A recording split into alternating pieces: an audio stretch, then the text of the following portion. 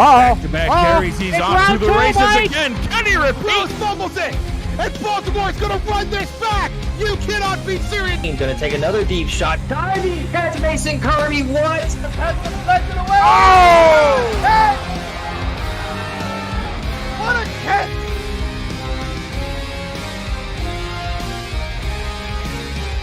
Stepping back, and he's down, but it's intercepted. The run for the first down away. Vincent is on his way. Oh my goodness, it's an embarrassment of riches. Makes more, and he is to the house. An unreal play. Oh, he got it. Baltimore walks it off.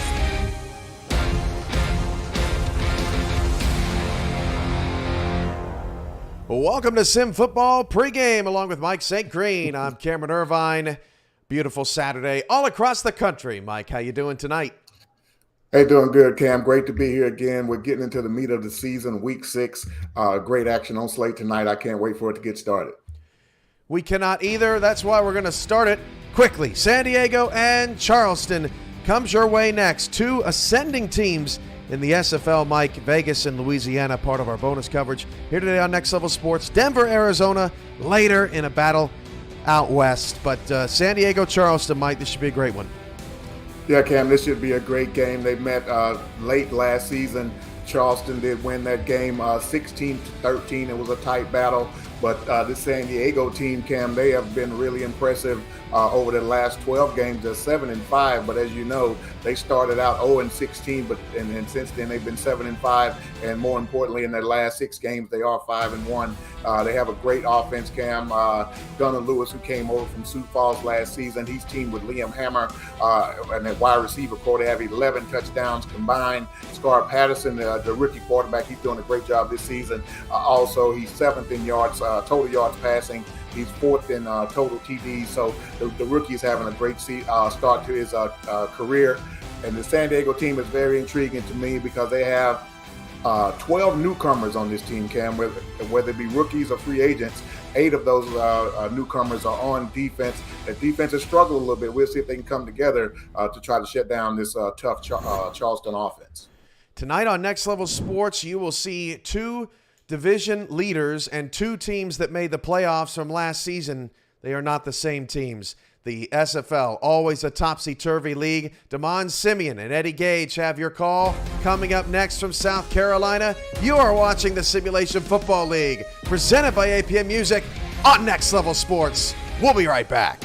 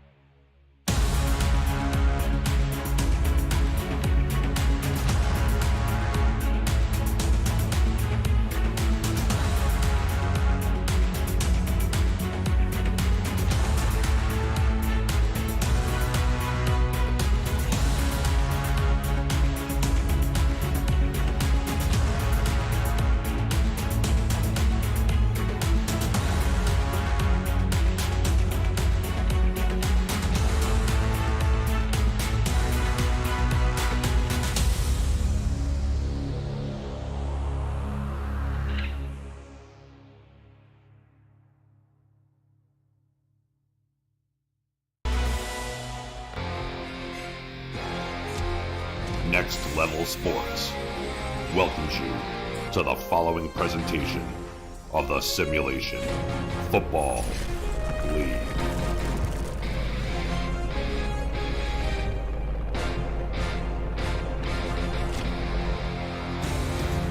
It's time to get this party started live on Next Level Sports Network with two teams facing off for the third time in SFL history, with Charleston winning the first two matchups.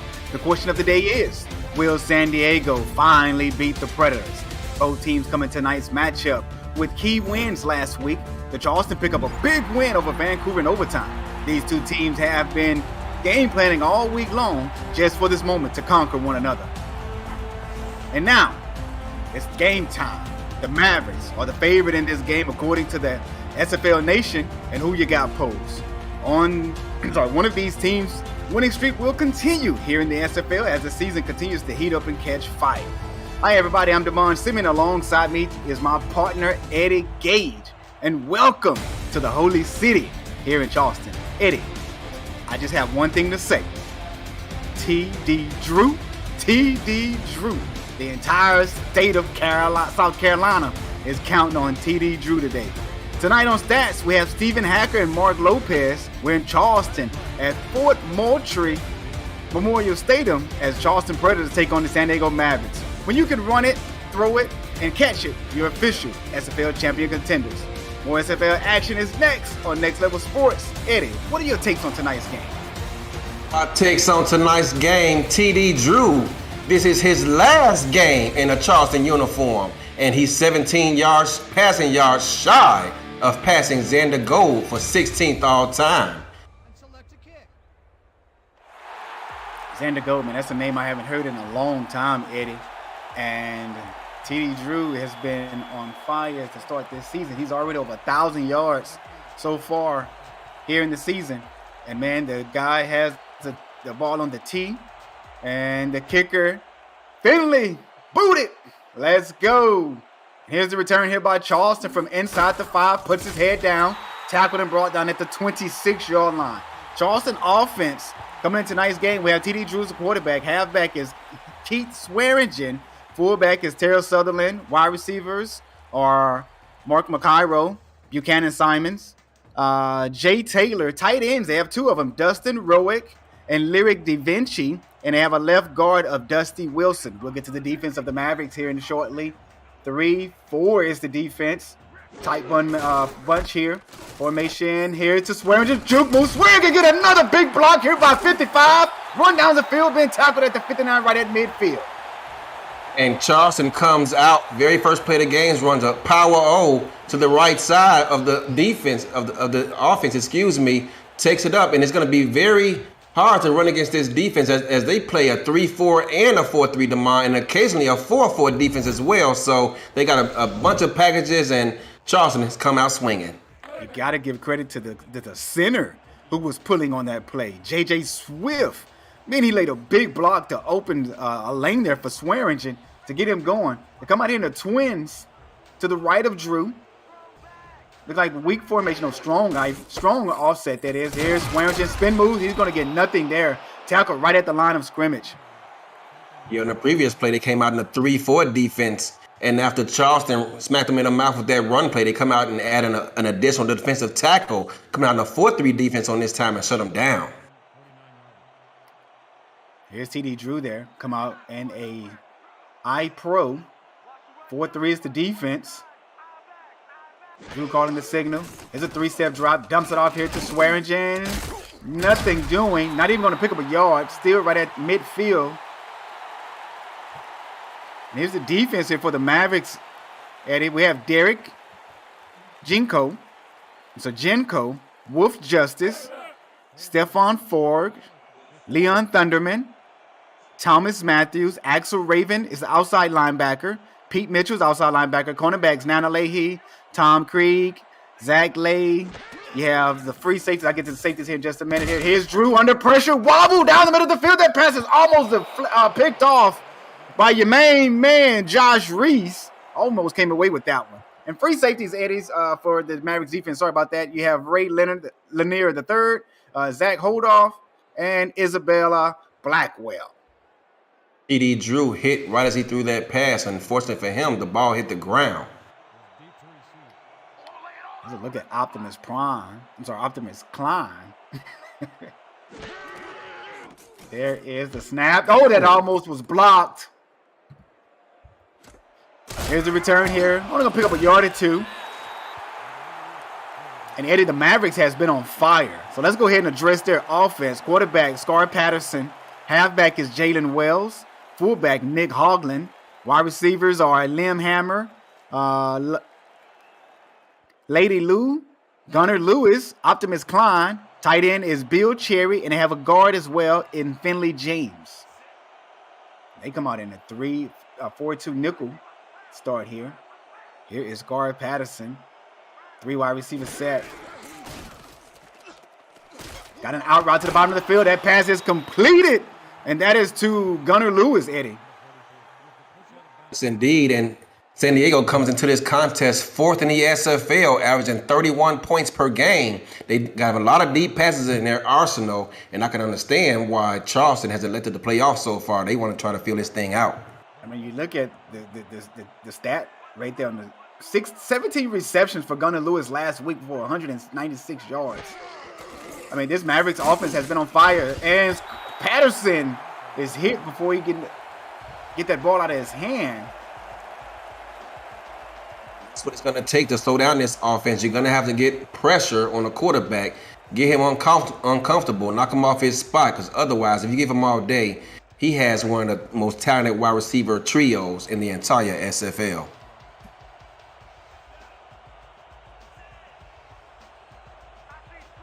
Absolutely. Here's Scarlet Patterson underneath the center this time, Eddie. Looks like they're going to go to the strong twins. 7-step drop here by Patterson. Get a little pressure. That pass is deflected. Is intercepted right into the defender's hand. And that is 43, Corey Minner. Oh, young man, have a day. Hip drills, as they like to call out in practice, and he gets the beneficiary of it. And dropping back in zone coverage, the ball gets tipped after that big 7-step drop. You think he's going deep. Charleston took it all away, forced him to throw that ball short. It gets tipped, and Charleston going to find themselves in great starting field position for this offense. One thing you love is, as a defense, is to get a takeaway early in the game, especially on your opposing team's first drive. It's basically a steal for your offense. Shotgun formation here for Drew. 3 receivers and a tight end. He's going to go to the top of the field. That pass is going to be incomplete, leading his receiver out of bounds there. Both quarterbacks under heavy duress here early in this ball game. Mm-hmm. Yeah, Jenko put on the pressure. Let's talk about the. Well, I want to mention this when the Mavericks had the ball, but man, they have been explosive all season long. As you stated, they're at the top of the list in scoring per game. We'll get to that a little later here. Here is Drew underneath the center this time. Handoff here to Swearingen. Swearingen picks up 2 yards, Eddie. 3rd and 8 now here for the Predators. 3rd and 8, you're already in field goal range, so you want to be smart with the football if you're TD Drew. Do you risk it and try to pick up that first down knowing you're getting pressured by that defensive line here of San Diego? Or do you sit back, try to throw underneath, and hope your receiver can run for a first down? We'll see what they do here. Well, here's a formation that has become popular throughout the league here now. Gun tray open. And there's a man open to the top of the field, and he did not go that direction. He threw it in double coverage, Eddie. Incomplete in his 4th and 8, and the Predators has to settle for a field goal. You're right, and you're right, DeMar. He had a receiver wide open at the top of the screen. I think that was Jay Taylor who was open at the top, but he elected instead looking for Buchanan Simons, and as a result, that ball gets tipped away. That should have been a touchdown. And Corey Creed come away with that pass deflection. Outstanding position there for the cornerback, the number 2 corner for the Mavericks. And when TD Drew gets to the sideline and his offensive coordinator shows him the printout of what he's had up against him, he's going to be kicking himself. Oh, you better believe it. He may be throwing a tablet like Tom Brady. Here is Bridget. 32 yards field goal. That's a low snap. That was close, Gage. That could have been blocked. It could have been, but the backup quarterback, rounded that bad snap up and gave his kicker a good ball to get that ball out. And Charleston going to find themselves up 3-0 early. Yeah, the Predators are up 3-0, and I mean that got to come credit from the defense. One for forcing that pick, although it came off of a tip drill, but hey, it's a pick. However you want to call it, it's a turnover for the offense and a forced turnover for the defense. And that was Klein, tackled and brought down at the 20-yard line. We're going to give him 22 forward progression there. With Klein being a former number 1 wide receiver, it looks just weird seeing him returning kicks, does it not? It does, not in to that nature. Me, because the past 2 seasons he's been a tight end. Yeah. And now seeing them return kicks, it's kind of weird because tight ends don't return kicks in this league. So here's a 2-step drop here by Patterson. Got him in open. No. Big hit. Was that Jack Brown? Yes, it was. Yes, it was. And Jack Brown is a big physical linebacker. And Charleston jumped back in cover 12. He was never open. No one actually got open. He should have just dumped that ball away or decided to take off with it. Yeah, Predator defense. Defensive ends, we have John Laley, Chris Joseph Saboka, Robert Cherry is a defensive tackle, and your linebackers are Jack Brown, Jack Hoffman, Eric Hammer. We'll get to the cornerbacks and safeties here in just a minute. Here's Patterson, 7-step drive, deep pass, overthrown. And the receiver is ticked off about it too, because he believed he had a step. Yeah, I don't want to, give out too much information, but that was a interesting play call on defense for Charleston. We'll see if San Diego, who likes to throw the ball deep, decide to take advantage of it so they get dialed up again, because if they do, it could get dicey. Eddie, you're a broadcaster. It's your job to give out details. 4 wide receivers set here for Patterson. 3rd and 10 at their 22-yard line. There's pressure, wobble pass, and Jack Brown was there. Yeah, he was. Jack Brown making an impact, making an impact for his team. And you can see here early on, Charleston is putting their cornerbacks out on islands. Not just one, but both of them. We'll see. They continue to get aggressive with this defense, how this plays out. And speaking of the DBs, we'll get to that. Jacob Clear and Johnny Bravo, along with Corey Minner, are your corners. And your safeties are Josh Reese and Sam Boltner, are your free safeties. And John Stamango is the strong safety. And Brad Bridget, what we stated earlier, is the kicker, who got the only 3 points here in this ball game for the Charleston Predators. San Diego. Nice piece of work. I'm sorry, go ahead, Eddie. That's okay. With that kick San Diego just made, Charleston going to get pretty good starting field position here again. Yeah, they're starting right at their own 44-yard line. Only 6 yards away from midfield. Not bad of a start of a drive here for the Predators. Shotgun formation. Aggressive. Looks like a tight triple. Here is Drew. Got a man open to the top of the field, and that is going to be completed. And that is to the wide receiver, Ken McCarroll. And DeMond, I'm not sure if I should even be mentioning this, but you told me it's my job, but I just got an interesting message from an owner of an SFL team who plays this team down the road. He said, please play the defense against me. Oh, man, that is hilarious. I mean, we're in the booth and we're getting text messages like that. Hilarious. Only in the SFL. Here is a handoff to the top of the field. Why didn't you stay outside? Oh, he got daylight out to the 20, the 10, and it's touchdown for Keith Swearingen as he just crossed Hollywood Boulevard. And it's unfortunate for this San Diego defense because they actually had the right play defensively dialed up, but right before they snapped the ball, the linebackers shifted to the weak side of the defense and left Swearingen nothing but daylight, as once he got past that initial right defensive end, there was nothing but green grass in front of him. Touchdown, Charleston. Yeah, that happens from time to time when those linebackers, they switch from the strong side to the weak side, or they'll switch from the weak side to the strong side. It just happens so often, and it basically take the linebackers out of place. But hey, I mean, that's what happens when, you think the team's going to go one way and they go another way, and you just didn't read it or pick it up right. But, you got to give credit to the offensive coordinator who schemed that up and came away with the big play. Indeed. If you're new to the SFL, the Simulation Football League combines traditional sports, esports, and a role-playing game into one. Team strategizes are being executed in real time by our simulations as real-life players compete on the virtual gridiron. For more information, visit the SFL. Visit our website at www.simulationfl.net. The SFL, we put the fan in fantasy. Here is Klein. Klein's tackled at the 27. I saw him get some open field to the top of the field there, Eddie. I thought he was going to break for daylight. I thought it was too for a moment, but it looks like Charleston got away with a face mask on that play, trying to bring Klein down. Oh, R62 was not in place to call that one. Hey, did you see that? R62 was at the Super Bowl? Yes, I did see him doing double duty. Here's a handoff here to Wells. Oh, big Bowden run there. Picks up 9. A pickup of 9, but wow, did you see the tackle that number 22 made? I mean, when you're as big as Wells is, you have to hit him low, and it looked like he almost tore up his knee trying to make that tackle. Wells is 6 feet 230. Reminds me of a running back from the mid-90s, and Natron Means. Didn't he wear that number also?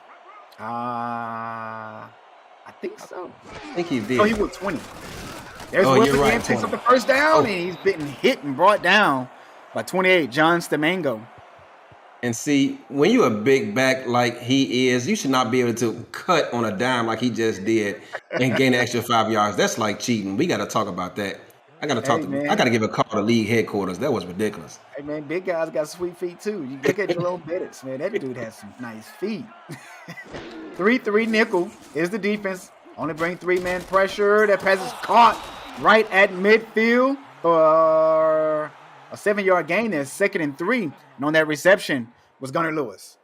That was great pass protection by the offensive line as he had all day to throw, went to his 3rd receiver in the rotation, found Gunnar Lewis for a nice pickup to keep the chains and make this a manageable 2nd down. As I stated, both of these teams come into today's matchup with a winning streak, picking up big wins last week. Here's a handoff here to Wells again, getting him full into the mix here. He picks up the first down. Now he's down into enemy's territory at Charleston's 46. And Charleston's Jack Brown actually read the play, but he just chose the wrong gap. He chose the left side of the defense A gap, but the running back went to the right side of the defensive A gap. Easy first down.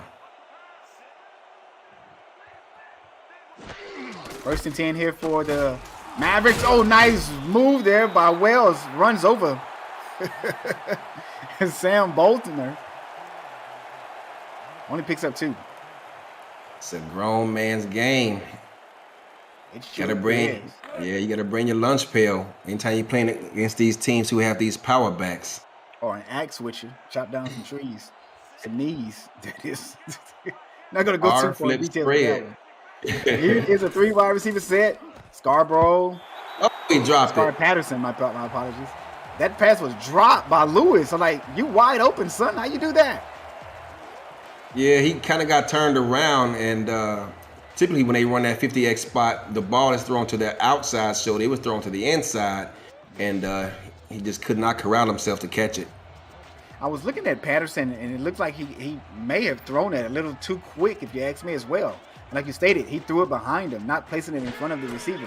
Come out, 4 wide receiver set. Looks like it's left here, and there's going to be a pass completed right across the middle of the field. Great pass there by Patterson. And that is to Lottie Lou. Lottie Lou, the rookie. Yeah, the rookie. 1st round pick. Some people thought they made a stretch to get him, but he's of great service to them so far this season. Been a productive receiver playing that 4th wide receiver position. And that time, Jack Brown got out of position playing a cover 4 rather than the cover 12 that we've seen him playing previously. Tight triple to the top here for Patterson. Wells in the backfield. 3-3 is the defense. Dump it off to the halfback. He's met in the backfield. And, man, look who that is. That is Eric Hammer. Laying the hammer, Eddie Gage. The former Florida Storm made the trip up north to play for the Charleston Predators, and he's showing right there why they reached out and grabbed him in free agency. 4 wide receivers on the field. Defense in a 4-1 dime. Out route to the top of the field. Not enough. Pass is going to be incomplete. Led him out of bounds there, and that's Gunnar Lewis. He has been targeting Lewis pretty often so far in this game. He has, but that's 2 targets on this drive alone in which they could not make a connection. And as much money as they're paying Gunnar Lewis, they're going to want more production out of him than that. Yeah, they sure is. 3rd and 11. Eddie, as you know, I like to say 3rd and a country mile. I live in the city. I don't know how long that is. Yeah, it's pretty long if you ask me, because there's nothing around in the country. Here is Patterson, gets pressure across the middle. That pass is complete to Optimus Klein, and Klein is going to be short by 4 yards, but they are in field goal territory, Eddie, at Charleston 25. I can guarantee you, with Optimus Klein being a former tight end, he's used to catching passes in traffic like that. Had that been an ex-receiver like yourself, like to play outside the numbers, he probably would have dropped that ball. Yeah, it probably would have. Especially them linebackers across the middle and that strong safety right there in that vicinity. No, sir. Keep me on the outside, coach. 42-yard field goal attempt here. By Alec Finley. The kick is up and it's good, right down the middle. Now the San Diego Mavericks are on the board, Eddie. 10-3 ball game. It's a 1-score game, and I got a funny feeling, Damon, the way that San Diego likes to move the ball up and down the field, and some of these plays we've seen by Charleston dialed up. It's only a matter of time before they get into the end zone, but we'll see. They've done their homework, so maybe they've seen something we have not. Pretty good action by both teams that we're seeing so far. Not so much from the passing game from the Predators. Drew's not doing too good, only 30. He got 4 yards so far. He's 2 for 5, only had 5 attempts, but most of the work is being done by Keith Swearingen for the Predators. And let's see will they open up the pass game here on this drive, or will they continue to keep it into Swearingen's hand? So I'll get to my point in a second as Charleston and TD Drew is back on offense. Strong power eye. Here it is. There's a handoff to the big back. Juke move. Picks up 4? Or was it 5? It was 5, 2nd and 5. That's the same play they scored the touchdown on. This time, San Diego was a bit more disciplined. Right. So we dropped a bomb, sir, earlier, right as this game started, Damon, that this is TD Drew's last game in the SFL as a Charleston Predator. Did you see the bingo game for San Diego and Charleston? Here is Swearingen, another big block by 60. These offensive linemen are putting in work tonight. They are, and San Diego once again shifted to the weak side of the offense when they should be staying home or either moving to the strong side of the offense. But pretty soon they're going to get tired of getting victimized about this and going to do something about it. Well, there's a space on the bingo board. Not sure if you saw it, and it says Eddie or Damon start singing. So I'm gonna go ahead and punch that one in. Move aside and let the man come through. I'll let you do the singing. My wife tells me I'm a horrible singer. Mine do the same to me as well. They give us no love. Here's Swearingen, spin move, picks up the yard. Being tackled by a host of Mavericks. This time, that's the same play they got the touchdown earlier, but this time San Diego lines up in a man defense. They have the protection on that side. They're able to bring them down for a small gain. Looks like Thomas Matthews won the tackle. Number 56 inside linebacker for the Mavericks. 4 wide receiver set here, empty, and there's a man right across the middle of the field. Received that target from Drew. Looks like the tight end. Yeah, there is the tight end. One of the tight ends. That's Larry DaVinci. Yep. And wow, that ball was kind of lofted up there. I was waiting for him to take a big hit because it seems like he put about a mile between his feet in the clouds up there with that ball, the way it floated. We're seeing that right. Keith Swearingen has 100 yards here in the first quarter. There's Swearingen again. It's going to be a free play as well. I think they're going to take the penalty here. They're going to decline that one. And Charleston has dialed this play up about 5 times already here in this first quarter, and it's paid dividends all but once. As much as I'm seeing Charleston give the ball to Swearingen, must have saw something in the game plan this week where San Diego may have looked a little shaky versus the run or so, because They get giving Swearingen a boatload of the offense. He already has 7 carries now, and he has 104 yards, 14.9 yards per carry, and a long of 50. You're being kind with that term, shaky. Yeah. Here's another handoff here to the big halfback. Oh, he got a hit. What a heat-seeking missile that was. And was that from Raven? So Raven, yes indeed, number 47, San Diego's newest offensive coordinator, as he was crowned earlier this week with that title. Congratulations, Raven. Good luck on those duties. It's a tall task. Here's a handoff here to Swearingen. Swearingen picks up the first down. Now they're in San Diego's inside of San Diego's 30 at the 26. Keith Swearingen's 8th carry here in the first quarter alone. Normally, you don't see that 8th carry come to the second quarter. But they're milking the clock. I'm pretty sure they're winning the time of possession. That's the end of the first quarter. You're watching the Simulation Football League, presented by APM Music on Next Level Sports.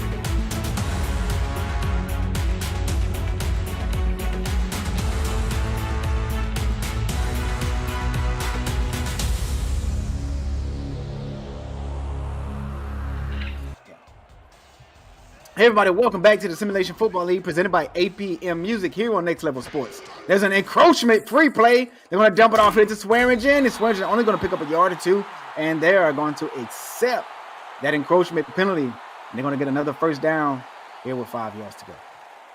I believe that's the 3rd penalty today already on San Diego. They're going to need to get some discipline to try to mitigate these penalties that they're just shooting themselves in the foot right now, Damar.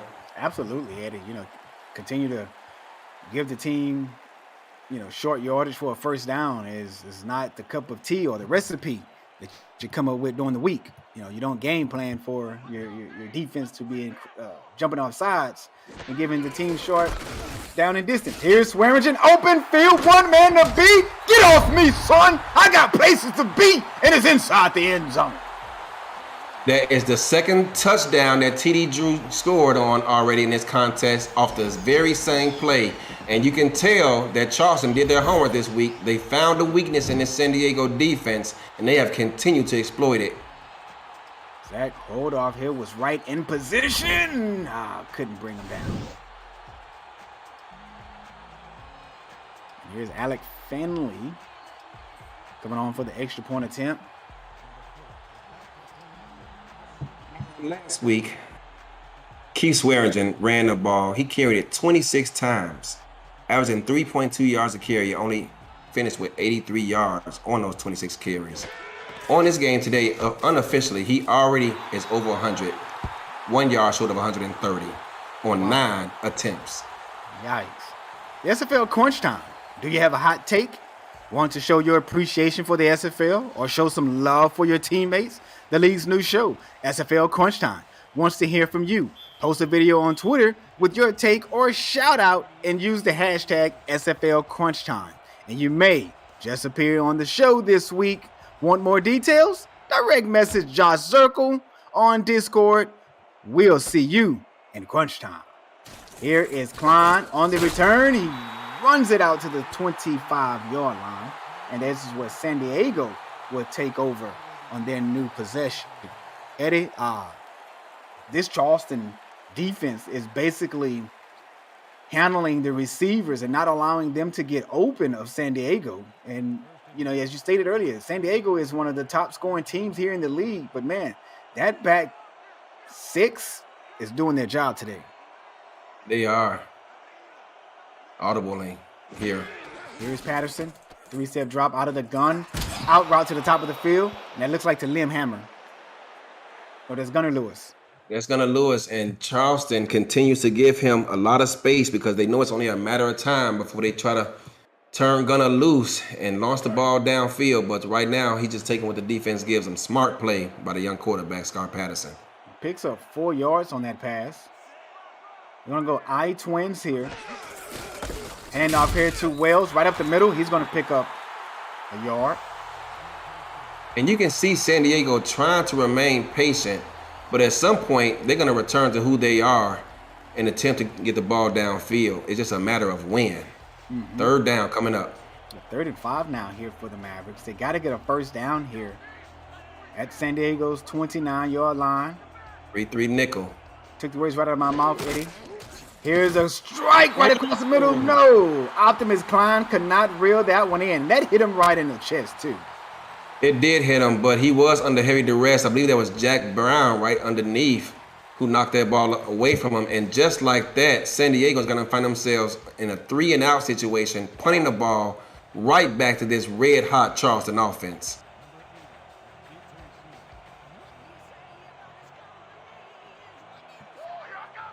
Louisiana's up 3-0 early in the first quarter against Vegas, DeMond. That's going to be a tough matchup right there. Louisiana coming off that big win last week versus Atlanta. Wasn't that Atlanta last week, right? It was. That game was not decided until the clock expired. And I was speaking with the owner and coach of Louisiana, Gerald Smith, and he just kept telling me how much of a nightmare John Blades was. The man has like 9 animations. I'd be scared too. I know, right? Strong twins against this 4-3 defense. Here's Charleston, 1st and 10 at their 31. Giving it here to Swearingen. There's a spin move there by the big back. And, man, look at his feet move with those spin moves, Eddie. See, that's what I'm talking about. That's unfair. A big man like that should not be able to spin 3 times and avoid 3 tackles before getting tackled for a 3-yard gain when it should have been probably no gain. But Keith Swearingen is just continuing to put on his play of the game resume right now. He looks big, but he's only 6 feet and 200 pounds. Maybe it's the shoulder pads. Maybe so. You remember those big shoulder pads that guys used to wear back in the 80s? T-Roy Gaines wears some of the big shoulder pads I've ever seen in the SFL. Maybe he has the same pair that he has. 3rd and 5 here now for Charleston. Up 17-3 against the San Diego Mavericks. There's a look at TD Drew. His last game here in the SFL. 3 wide receiver set. Running back off to the right. Strike across the middle. That pass is incomplete. And that was intended for Ken McCarroll. Buchanan Simons is down and hurt on the play too. Oh no. That is one of their deep threats here for Charleston. He is the deep threat for this offense. Yeah. If he goes down, that's going to be big. If he's unable to return. I remember, man, his first few seasons when he played for Chicago. My goodness, he was a deep threat for Chicago. He scored a touchdown against us in the playoffs in season 13, I think it was. Yeah, season. it was 13. Yeah. We won that game, though. Defensively. Yes. We couldn't produce nothing without that game. that was won by the defense for sure. Everett Garrison had a pick 6 in that game. Yeah, absolutely. Man, taking me back. Memories, SFL memories. Yes, I'm gonna indeed. come up with a video, SFL memories. Go down memory lane one time. Let's see how aggressive San Diego gets here on this drive, trying to put up some points. Here's Scarlet Patterson, Eddie, right underneath the center, 3 wide receiver set. Looks like an offset here for the backs. Step back again. That pass is caught and completed to Gunnar Lewis. Reels that one in alongside the sideline there. There's Patterson, 43 yards on the day. 3 under 3-3 defense. That play's going to be there all day long, so they continue to use it, those out routes. Mm-hmm.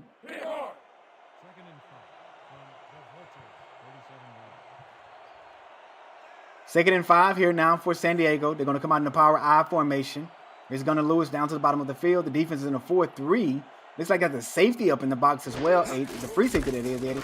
And off here to Wells. He had a big hole to the top. He should have went that way. Probably would be still running.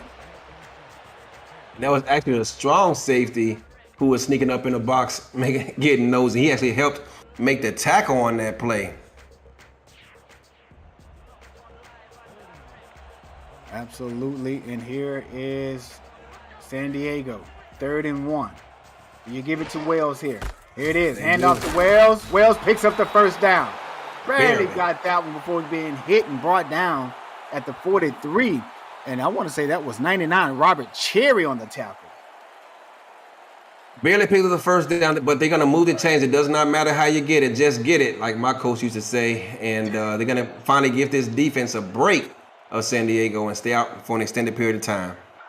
Here's Patterson underneath the center. We haven't been seeing him in the shotgun underneath the center. Just doing work from everywhere. 3 wide receiver set. Here's a 5-step drop. Steps up in the pocket. Side on throw. That ball is a fumble. But this one has to come back. I don't even think he reeled that one in. I don't think he did either. As I'm taking a look at it, no. He got 1 foot down. That's going to be overturned should San Diego choose to challenge this, which I think they will. I don't think he even made a football move. Yeah, he didn't have possession of that.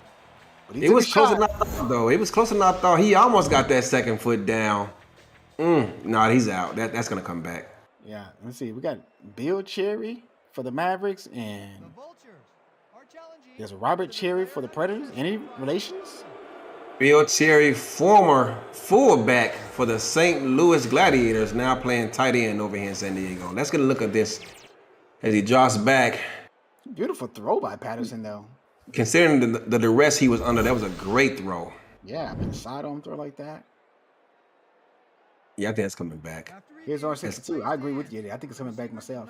And he's going to stay in. Oh, goodness. Wow. So I'm guessing they're saying that right foot actually did hit down. I do not agree with that, but wow. And the building erupts. Hear the crowd, Gabe. Yeah, they're shocked too. My seat is trembling. I mean, come on here. Here's a 4-3 by the defense of San Diego. Charleston takes over on the fumble possession. There's a 2-step drop here by Drew. Pass is complete and caught by Ken McCarroll. Wow, that was a tough catch under heavy traffic. And wow, I mean, he knew he was going to take a hit. And Ken McCarroll stepping up for the now injured Buchanan Simons. He's now playing the number 1 wide receiver position as we're still waiting to get word back of his status. But you're asking a lot for Ken McCarroll to play that number 1 position, as he's not used to being played by such talented cornerbacks. And Eddie, I don't think we saw this all night. Here's a 2 bump here from San Diego, putting pressure on those outside receivers. Oh, and Drew gets pressured. He's hit and brought down, tackled and sacked by Stephon Forge. And that's one of the benefits of playing 2 bump is it takes receivers a bit longer to get open. And with Buchanan Simons out of this ball game at the moment, that's going to be big if he can't return should they choose to continue to play aggressive with that 2 bump defense. They're going to go empty formation here, 2nd and 17. I know teams love to run 90-all slants out of this particular set, and they make the completion to the tight end, and that is Lyric DaVinci. with another reception. Buchanan has cramps. He may return, Eddie. Yeah, that's a good sign for this Charleston offense, as I'm sure they're breathing a sigh of relief right now. But until he returns, they may have to continue to look for Lyric Da Vinci on plays just like that. May have to They're going right back to the same formation. He needs to hydrate during the week. That's another pass. Oh, that pass is deflected away. Who was that on the deflection? I want to say that was 51. Yeah, I didn't see the number, but that was as great as an effort as you will ever see defending that 90-yard slants play. Linebackers typically can't cover like that unless your name is B.J. Lovelace. Think about, I mean, the athleticism he has to have to turn his body backwards to make that deflection. And here is Bridget on a 41-yard field goal attempt. The kick is up. Good. Right down the middle. And Charleston Predators goes up big, 20-3. We got an update.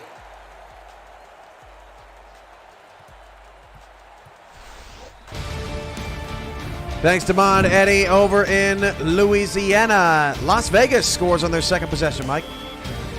Yeah, Cam, this first possession, Rollerman Hood added to his all-star resume with an interception and 3 points, but now Joseph Green finds John Blades on the post route, and Vegas takes the lead 7-3. Back to Damon and Eddie in Charleston, San Diego in a hole. Thank you for the update, Cam, and Mike St. Green, the commissioner. We were just talking about how John Blades was giving Gerald all kind of fits in practice this week, and sure enough, he scores Vegas' first touchdown of the night. Yeah, as you stated, Eddie, earlier, you got to keep an eye out on that guy because he's dangerous. Dangerous in the secondary and also dangerous on the returns. Here is San Diego. 1st and 10 at their own 23. There's a pass. That pass is almost intercepted. Jack Hoffman with the deflection. Yeah, man, he was right there. And, I mean, you not see that guy? Well, when he first dropped back, he looked like he was lost. But all of a sudden, he kind of got his bearings up under him and got up and made a great play.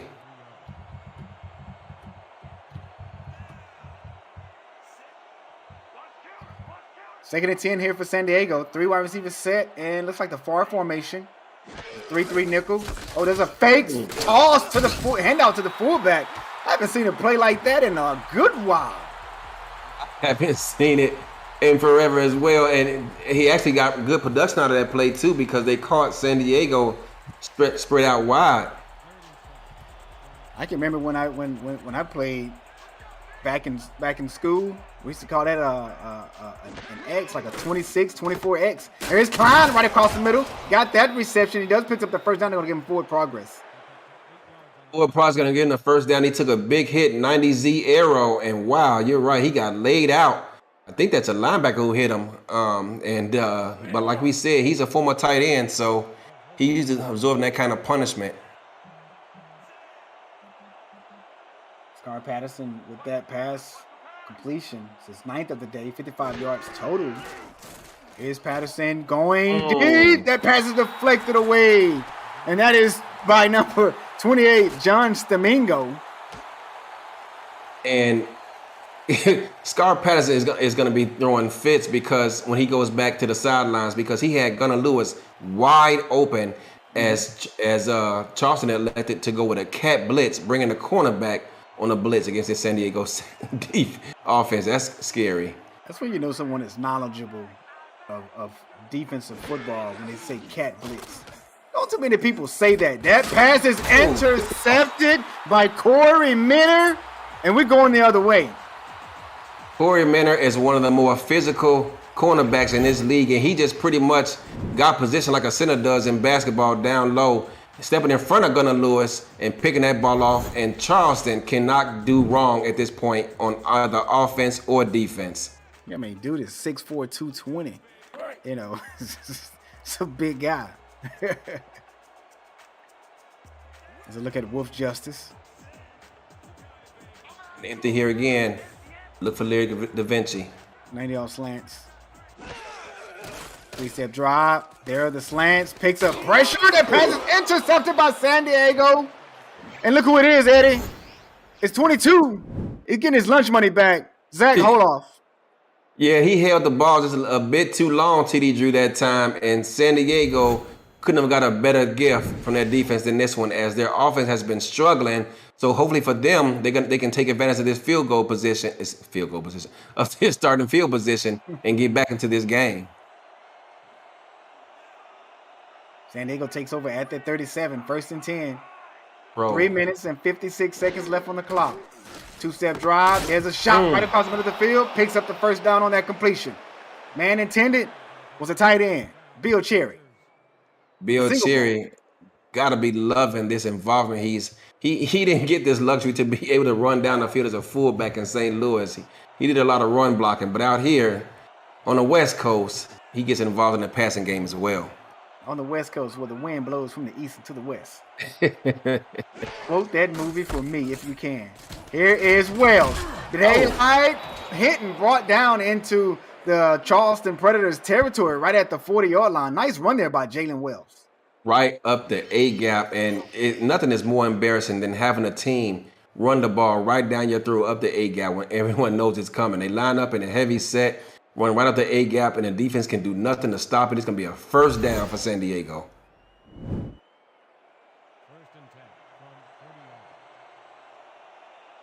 Here is the Mavericks. Right at the 40-yard line of Charleston, 1st and 10. Power I formation, Jalen Wells right up the middle. Picks up 5 yards on that carry. Now, outstanding run there by Wells. He's been doing pretty good on the ground as well. Not as productive as Swearingen, but he's been productive. Productive nonetheless. And I'm not sure if you're a boxing fan, Damon, but some big news just broke out as Brian Costanzo just dropped out of the rematch with the Charlo brothers. Oh, man. Charlo brothers are some guys that a lot of people don't want to deal with. Here is Patterson. Screen pass. Oh, my goodness. He set his halfback up for failure on that one. Wolf Justice. I'm not Wolf Justice. It's Chris Joseph. Former teammates. These guys used to play on the D-line together. Speaking of Wolf Justice and Chris Joseph. I don't think I've ever seen a defensive lineman play the ball like he just did. Wow, that was impressive. Yeah, that there was a nice, outstanding play there by the DN, Chris Joseph. Patterson got a man open. It's Lim Hammer.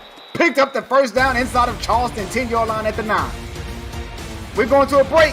You're watching the Simulation Football League presented by APM Music on Next Level Sports.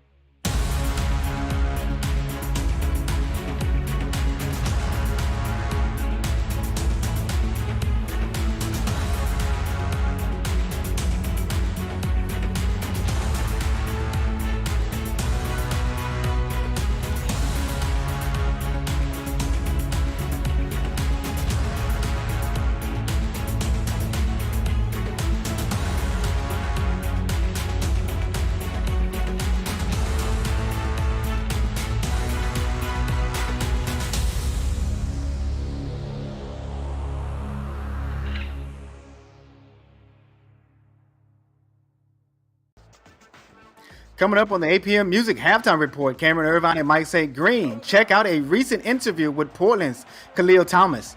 Plus updates you with the action going on at Stack Up Stadium between Las Vegas Fury and the Louisiana Revolution. Part of our bonus coverage here today on Next Level Sports. It's all coming up at the APM Music Halftime Show. There's a pass complete to the top of the field, and it looks like Gunnar Lewis got that reception. He did. For a moment there, I thought he was going to score. That would have been very impressive. See, he'd been able to remain in bounds and fight his way into the end zone. Think about catching that ball, Eddie, right there on your tiptoes and then jump, stretch forward. Touchdown. I could do that when I was younger, but I'd probably pull a hamstring trying to do that these days. Man, I hurt getting up off the floor playing with my baby. Speaking of my toddler. Here's a handoff to Wales. I thought it was a fullback, and Wales crosses Hollywood Boulevard. Put him on the board and into the stat sheets. Jalen Wales, first touchdown of the day, 43 yards on the ground on 10 attempts. Charleston elected to not employ a goal line defense or even a 5-2 for that matter. So it's a soft box against a 4-3 defense while the offense is stacked up. And I think there was a joker set. Easy touchdown for San Diego. Yeah. Great call there by San Diego. You're seeing the weakness in the defense. You take advantage of it. No complaints here. Here's the extra point attempt by Finlay.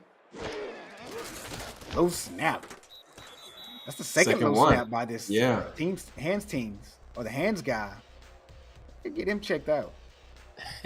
That's his only job, as all he does is play special teams and snap the ball, and with these extra points, and you can't get that right, you're gonna find yourself wearing street clothes next week. I like the way you say that. It's gonna kick it back out to the Charleston Petters. 1 minute and 54 seconds left on the clock. There's a snap right at the 1 yard line, goal line that is. Oh, he took a shot, hit hard.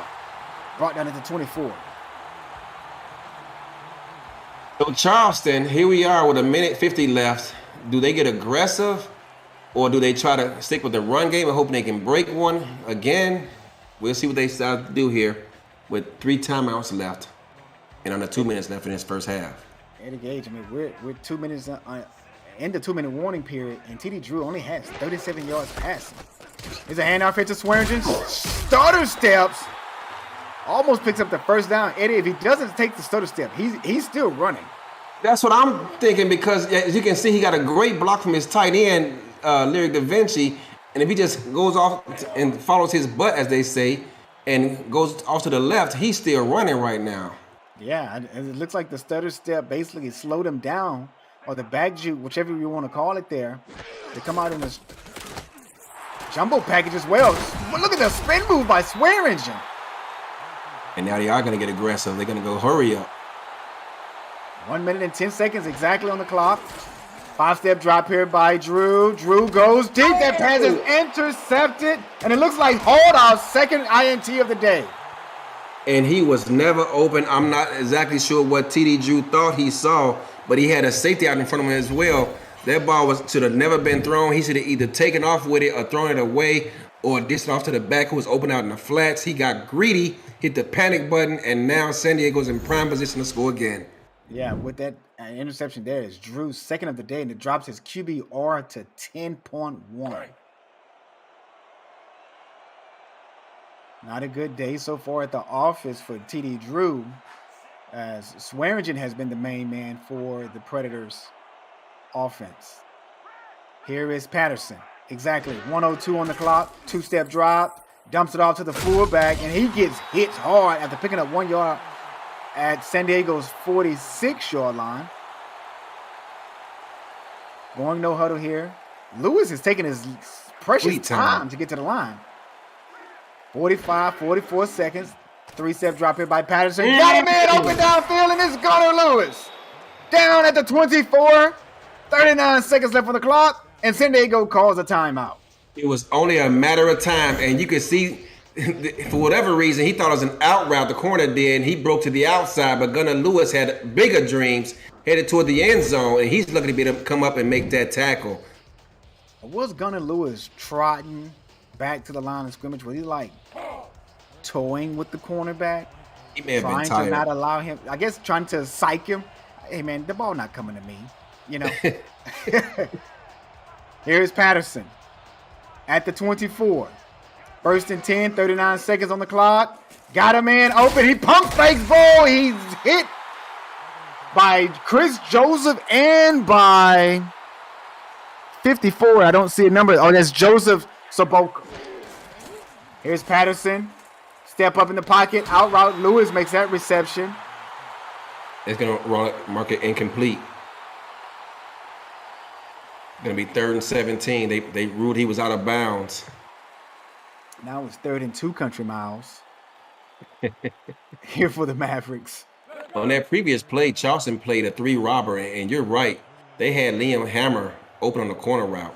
Yeah, that's what I saw myself. They're going to go gun Eddie, and they're going to go quads left. Is this PAZD post? No, it's not. They're going to go 50 XA pose. That pass is caught. Oh, it's incomplete, intended for Optimus Climb. Yeah, there's no way that pass had even been that close, because you're right. They had a perfect defense. I think they were in quarters coverage, and luckily for San Diego, that pass isn't picked off. Did you see who was that slip? Oh, that's Gunnar Lewis. He slipped out of his break.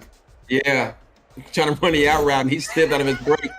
He's gonna need some 2-inch spikes. Somebody give him some spikes.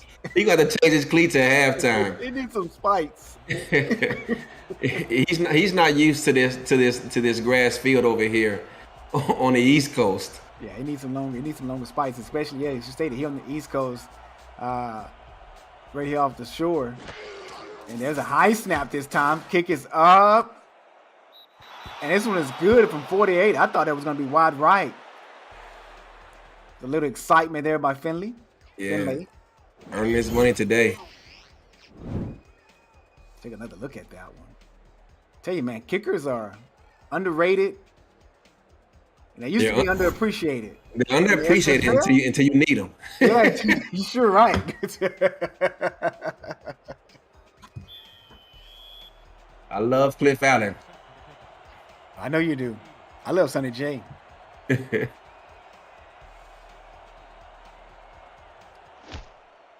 We got ourselves a 1-score game here all of a sudden. Yeah. You're right. I was just going to say that. 7-point game here now. Charleston's taking over at the 22. I think they're going to give it to Swearingen.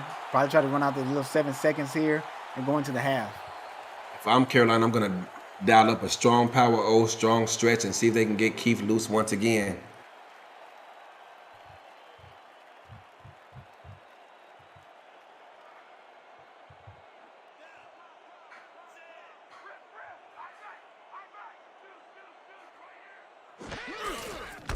He's a handoff here to Swearingen. Man, he's tackled by a host of Mavericks. And we're going to go into the half here. We'll be back with the APM Music SFL Halftime Report with Cameron Irvine and Mike St. Green after the break.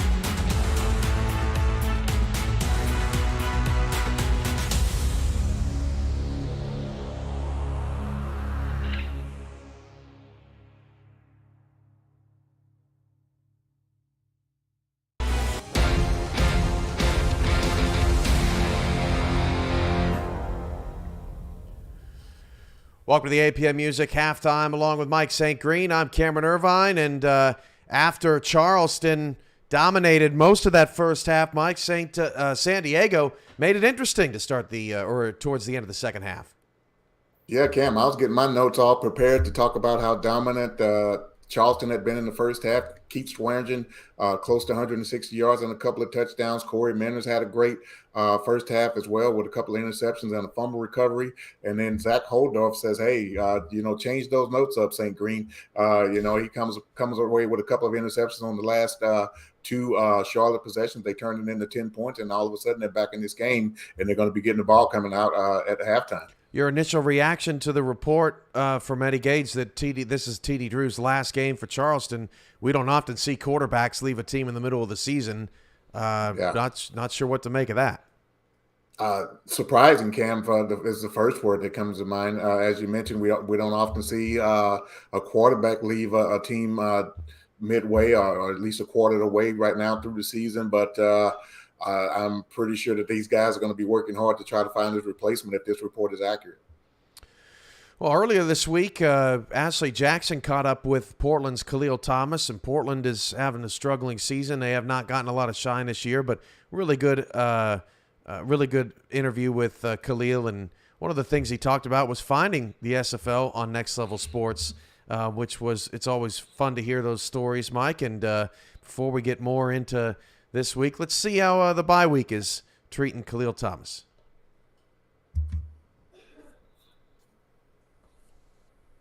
And welcome back to another Fourth and Goal interview featuring Mr. Khalil KT Thomas. He is the middle linebacker for the Portland Fleet. How are you doing, sir? I'm doing good. AJ, what's going on? I'm doing pretty good, man. Much as, Super Bowl Sunday. I'm so glad that you decided to take this time out for me to do this because, it's an important game. So I appreciate you. No, definitely. I know we've been talking about it for a while, so I'm definitely happy to be here. Awesome. Now, this is your first time on my show, right? Yes. Okay. Well, I'll welcome you. Long time coming, brother. Give us a little bit of information about yourself. So what's your name? If KT is not your real name, or if you want to share, that's fine. Your age, your hometown, an interesting fact about yourself, and your favorite NFL team. All right. My name is Khalil KT Thomas. I'm 38. I'm originally from Patterson, New Jersey, home of Victor Cruz. And one fact, I actually walked on to the Penn State football team my freshman year of college. Got beat up, got ran over. But my claim to fame is that I played Penn State football practice with the team for a season. Hey, so you played for Penn. Just want to say that, man. We don't need to know all the. Listen. I got to be honest. I was a tackling dummy for 2 months. Hey, you did something. So did you ever actually play? Well, first, who's your favorite NFL team? The Giants. So you see behind me. Oh, okay. Cool beans. You would have said something else, probably would have had a problem, but I can roll with the Giants. So have you actually played any other sport besides football? As you said. Yeah, no, just football. I played, like Pop Warner. Played in high school, went to Penn State, not thinking of playing. And then I was like, I'll try out. And they're like, we want to walk on? I'm like, sure. So I walked on and did that for a year and then came back to New Jersey and finished school here. Fantastic. So how did you find out about the SFL in the first place? So it was like a Saturday afternoon and I was just turning around my cable and I came across it on what was 11 Sports, now Next Level. Mm-hmm. And I'm like, what is this? And I'm looking like, oh, this is weird. Okay, it's like Madden. What is that? 2K? So I'm watching it, and it kept kind of popping on every week, and I'm like, I'm curious.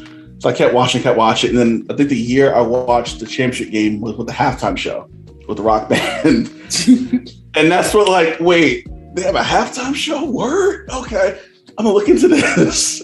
So that's why I kind of got into it and joined Discord and hit my mic. Joined Discord and kind of got involved that way. So I kind of bumped into it randomly. My wife was like, what is that? I'm like, I don't know. But I just kept watching it. Oh, that's good. I remember that halftime show. That was actually pretty dope. Yeah. That was a new idea that they tried out. And, execution could have been a little bit better, but I was still grateful to see it. It was yeah, exactly. So the day you joined Portland Fleet, what was that feeling like? It was a weird feeling because my first year I was with the Chicago Wildcats. And my first year, it's been reported, everyone knows what happened with Chicago and that whole thing. So my first season was not great. And it made me not kind of want to do it. I was like, I can't do this. And then I spoke to Cam. Cam was like, what do you want to do? I'm like, oh, I'm going to free agency just to kind of check it out and get my feet wet. And I spoke to Jacob, owner of the Portland Fleet, and really cool guy. And I spoke to Ben Warner, who played with me in Chicago. We had the Wildcat Wisdom on YouTube. So, Ben became in. Ben got close really fast. And he's like, stay in the league. Just figure it out. So I'm talking to Portland. And me and Jacob hit it off, and Jacob's like, yeah, let's do it.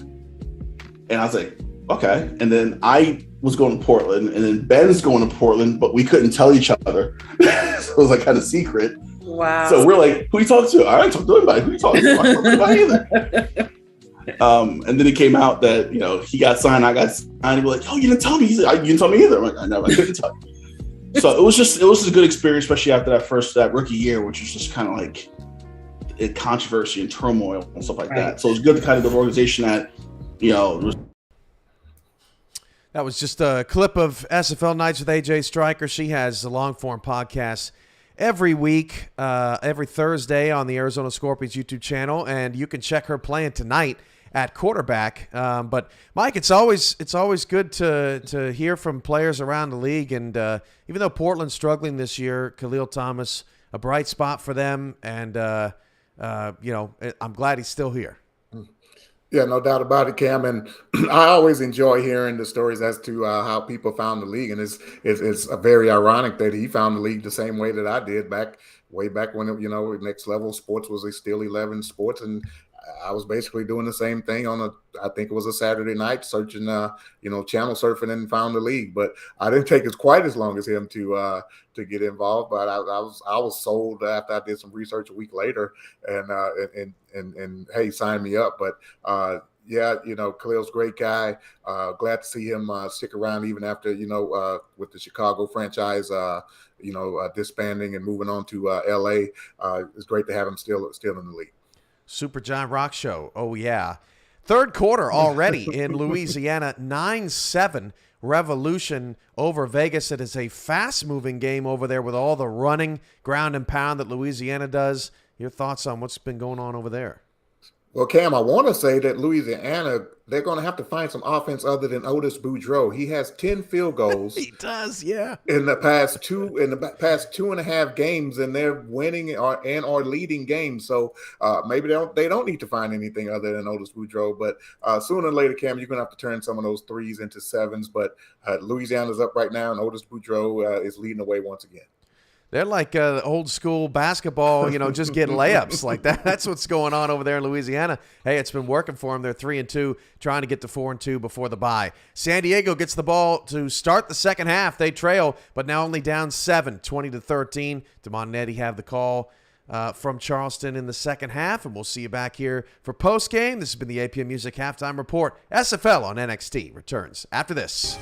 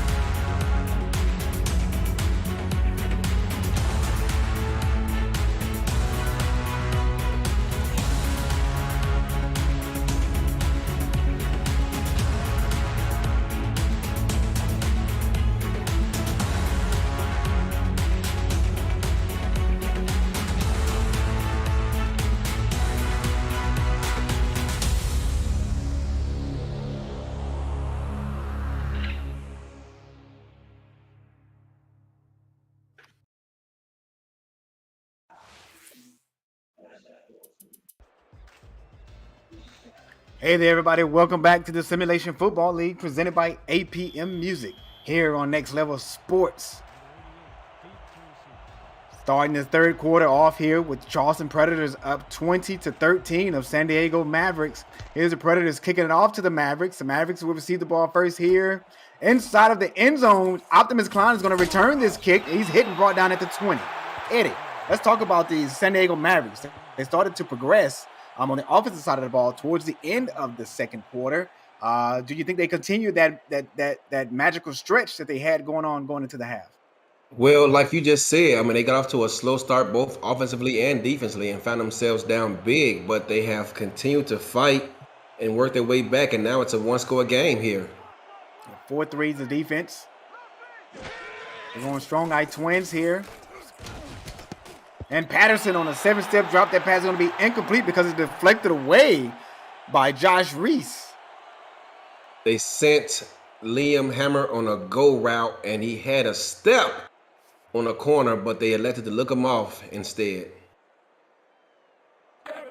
Yeah, you gotta catch the open guys. When they're open, get the ball out. It would have been a tough throw, but I think Charles Patterson could have made it. Yeah, Scar got a pretty nice arm on him. Here's 2nd and 10 here at the 20. 2-step drop. Patterson dumps it off to the fullback. He's hit hard right at the line of scrimmage by Corey Minner. Defense comes out, and a 3-robber taking away that slant to the tight end and forced to dump it off, but nothing doing here. And now San Diego is going to find themselves in 3rd and long. Got to be careful here. They come out in trips to the right of Patterson, out route to the bottom of the field to Gunnar Lewis. That's not going to get it done, Eddie. They got to pick up first downs here. That's a 3 and out for San Diego on their first possession here in the third quarter. So before that time, they guessed wrong a couple of times, but this time they come out and cover 4, quarters coverage and bail out of there, giving them everything they want underneath with the plan to rally to the football. That's exactly what they did, and now they're going to force San Diego to punt. Yeah, this is just a little hint here that when you're creating your playbook and you're looking at plays, you got to look at the plays and make sure that those plays are going 5 yards plus on our routes. Here's a punt here to Charleston. They're going to return it. Stop right at the 43-yard line. We've got a game update. Take it away, Cam. Thank you, Eddie. And Mike, this is what you were talking about at halftime, why you need touchdowns instead of field goals. Yeah, Cam, Otis Boudreaux has more work to do because Rolliman Hood here caught looking in the backfield, maybe expecting help over the top, and Mason Kirby beats him for a long touchdown, and now Vegas are up in this ball game in the third. 14-9. San Diego trying to complete their comeback fumble. Fumble. Wow, look at that fumble, and it looks like Charleston recovered it. They did. Oh, that's a break there for the Predators. They're going to lose 3 yards there on that play, though. I mean, look at everyone from San Diego is around the ball. Yeah, and unfortunately, they can't find it. That's like an onside kick last week between Lone Star Glory and the Houston Hyenas. The Hyenas was all around, and no one decided to jump on the ball. That ball was on the ground forever, too, before it got recovered. 3-2 down. First time we've seen this today. Yeah, 4 wide receivers set here. They're going to go empty. There's 90-yard slant. That's a pass complete right across the middle of the field. San Diego had a single safety high and sent him running, literally running toward the line of scrimmage. They read that play well, but unfortunately could not find the ball in time. That's Buchanan Simons on the reception there. He returns from the cramps earlier in the first quarter when he went out the game. Here is Drew. Handoff here to Swearingen. Open field. What a spin move that was. And he picks up the first down out to San Diego's 38-yard line into their territory now. He's Swearingen, perhaps playing inspired football, knowing that this is his teammate, T.D. Drew's last game as a teammate, trying to send him out with a win. Yeah, I mean, that's great vision there by Swearingen. And the spin moves, the athleticism with those moves that he's putting on the San Diego's defense tonight is just outstanding. They're going to go with a strong, weak eye jokers. There's a handoff here to Swearingen. Spin move once again. Picks up 6. 2nd and 4 at San Diego's 32. Weak odd jokers, weak power O, and wow, I don't think I've ever seen a left guard get around the corner, the right guard get around the corner as fast as he just did. That was very impressive and athletic by the big man. Checking for HGH. Him and BDG both. Yeah. TD Drew changing the play, audible. Mavericks looks like they're going to bring pressure up the middle. They're going to back off. Dumps it off behind the line of scrimmage. And that was to Swearingen. And they're going to lose 2 yards. That right there is the benefit of being aggressive on defense. Oftentimes you see a lot of coordinators get passive and just try to take away everything deep. But if you don't take risks, you find yourself in a lot of 2nd and 3rd and short situations. This way, San Diego finds themselves accepting a tackle for loss. In the 3rd quarter, 3rd and 4 here for TD Drew. Throws it. That pass is complete. Nice catch there by the wide receiver, Jay Taylor. And an outstanding throw by TD Drew. I want to say this is his first time converting downfield deep. Yeah, and unfortunately for San Diego, Ray Laniero just got over there just a half second too late. As cornerback Zach Lay just missed deflecting that ball away. And it looked like some type of 50XZ cross concept. Here's a 3-step drop here by Drew. Drew hands it off to Swearingen, and Swearingen's going to be tackled behind the line of scrimmage, and that is by a 33, Tom Creed. In pre-snap, that looked like the right read to make, but once the ball was snapped, it came out, I believe that was 3 strong, in which the cornerback comes up and plays outside the numbers. Yeah. Perfect tackle out there in the open field. Yeah, especially for a cornerback, on a halfback. Creed is only 6'1", 190. Handoff here to Swearingen, right up the middle. Picks up 3. Before being brought down by Ray Lanier. 3rd and 9. We'll see how aggressive Charleston gets here in the SFL red zone. Yeah, I got to give credit to Ray Lanier. I mean, the strong safety, making that tackle on Swearingen right there in the open field. 5-step drop here by Drew. That pass is complete to Simons. Not going to get it done, though. They're going to be forced to bring on a field goal unit. Yeah. As Louisiana is now within 2 points of Vegas. They got a 14-12 ball game in the 3rd quarter. Yeah, but Eddie, this goes back to what Cam and Mike was stating. This is why you need touchdowns and not field goals. This is the 2nd week in a row that Louisiana has kicked at least 4 field goals in a ball game. 7 last week versus Atlanta. Exactly. They won that game, though. We'll see how it shakes out here against Vegas. Kick is up, and it is good. Kick is up, and it's good right down the middle. We have a game update. Let's head back to SFL headquarters. Cam, what you got for us? Thanks, Damon. Hey, this man might be an MVP candidate at this point, Mike. He's got 11 in the last 7 quarters. Otis Boudreaux, Cam, the team's total offense been revolving around this guy for the most part. MVP candidate in my book for sure, and brings Louisiana within 2, 14-12. Brings a whole new meaning to hashtag kick it. Back to Damon and Eddie in Charleston. Hashtag kick it is for Boudreaux. Boudreaux is cementing his place as a starting field goal kicker in the SFL All-Star game this offseason at this rate. Yeah, exactly. Our MVP race, as Cam just stated. 23-13, Charleston Predators up on San Diego. 10-point ball game. Still a lot of time left in here as we're 5 minutes and 25 seconds left in the 3rd quarter. There's a strike right across the middle to Gunnar Lewis. Gunnar Lewis with 2 hands on a football as he's caught in a 90Z arrow with a lot of traffic around him. He does not want to, see the ball come popping out of his hands, as we've seen already early in this contest. Not too often you see Gunnar Lewis running inside the numbers. Yeah, nice catch by Lewis, by the way, as well. In traffic, He's kind of like you. He like to stay outside and stay pretty out there. He don't want to get his jersey too dirty. I don't like it. It's not that I don't like getting hit. It's not that I don't want to get dirty. Here is Patterson, and he got Gunnar Lewis, Eddie, right down the middle of the field. Bye-bye, touchdown. Make a statement. He scores on a skinny post, and man, I wish he would have caught what defense they were in because the safety was nowhere to be found. And at the snap of that ball, there it is. It's 3 robber, and the safety is caught cheating, looking in the backfield. Meanwhile, Gunnar Lewis is riding right over the top of him on a skinny post. It's a touchdown, San Diego, and just like that, they are right back in this ball game.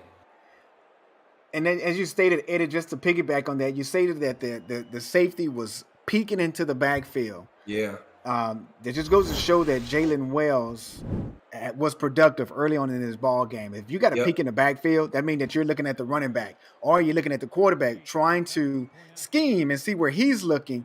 But when you do that, you leave your corner out on an island when he's expecting help from the back end from you. That's very undisciplined.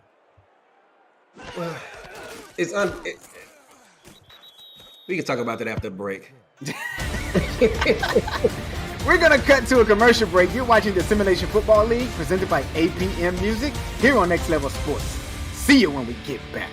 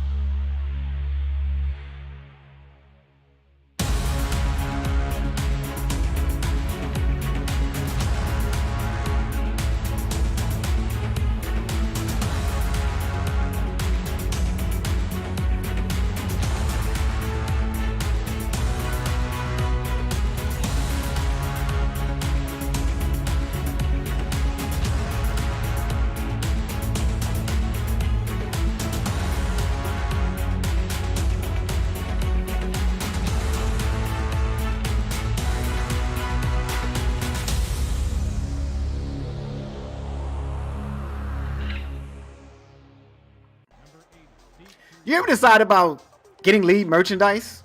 Visit the SFL website at fl.net for links for apparel from Sector 6, the official apparel provider of the Simulation Football League, and SFL mini helmets from 97 Sports Promotions. Sector 6 features replica team jerseys and completely customized jackets, flags, t-shirts, and more. Get the gear that the fans wear with Sector 6 and 97 Sports Promotions and the SFL. Eddie, this ballgame just got a lot more interesting as San Diego has closed the margin of that 10-point lead that the Predators had. Yeah, and Gunnar Lewis, you knew it was only a matter of time before he stepped up and made a play downfield. They pay him a lot of money. He's one of the highest paid receivers in the entire league, and he showcased it right there. Yeah, there's Keith Swearingen on that carry there, the first of the possession, as we saw Keith Swearingen take over the ball game in the first half. Now we're seeing the defense of the San Diego Mavericks starting to clamp down on the run game from Charleston. We're not seeing the 20 and 30-yard runs from Swearingen that we saw in the first half. He's only getting 5 at the most. There is Drew, and that pass is going to be incomplete because it was out of bounds. Yeah, led him too far. He's already lined up on the short side of the field, and you throwing the outright like that, that ball has to be on time and on target. Yeah. And unfortunately for Charleston, on that occasion, it was not. Absolutely. Look at Frog.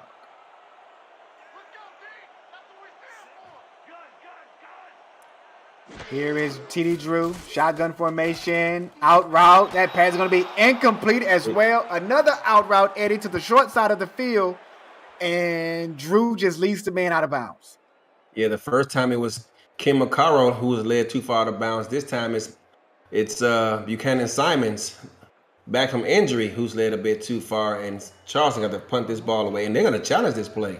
Yeah, I'm not sure why they want to do that. Yeah, especially here in the second half. I mean, this is a close ball game, and I thought he was clearly out, but we'll see on the replay.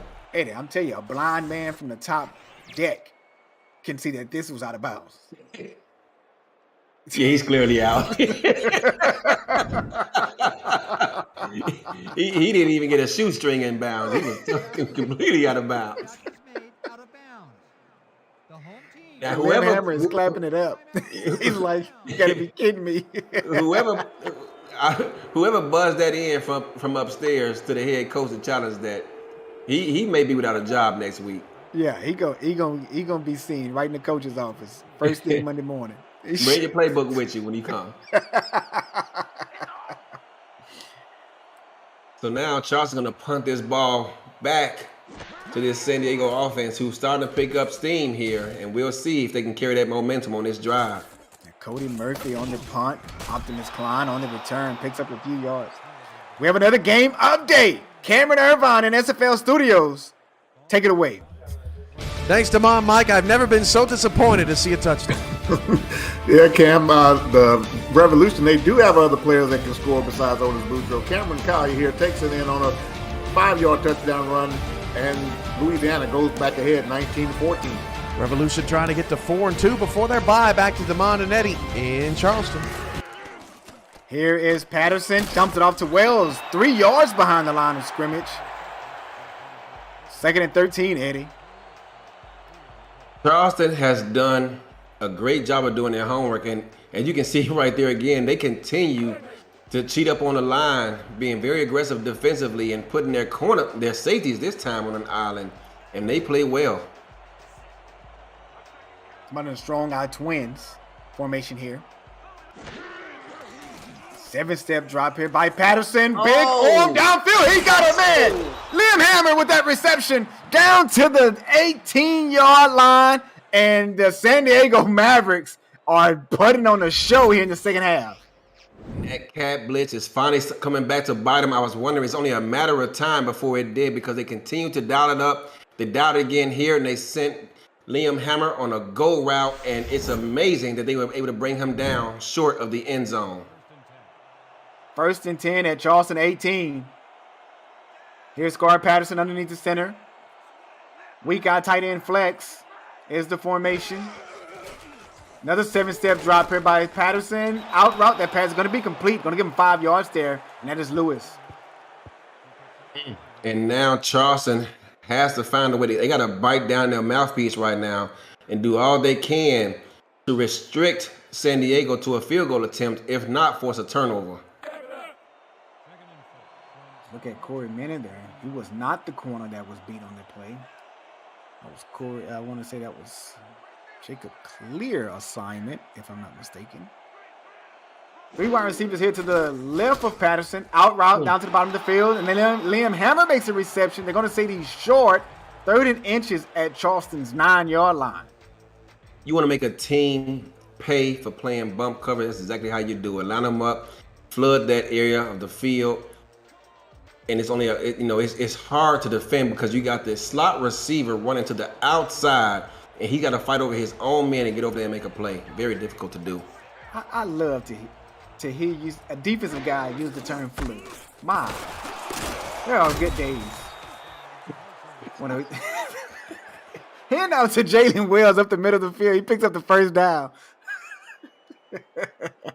Eddie, I think offense is starting to rub off on you. Well, maybe one day Cam and Mike Daggs will appreciate it and allow me to call a championship game sometime in the future. We'll see. Look, here's another flood concept. Yeah, it is. To the right side of Patterson this time. Jalen Wells in single eye, two-step drop. Got a man. That pass is almost intercepted, incomplete. Wow. Looking for Optimus Klein. I thought that pass was going to get picked off as he read it like a book and did everything but come up with the interception. That was Lanero. The safety, yeah, Ray. Oh, man. He almost came away with that pick. He should have.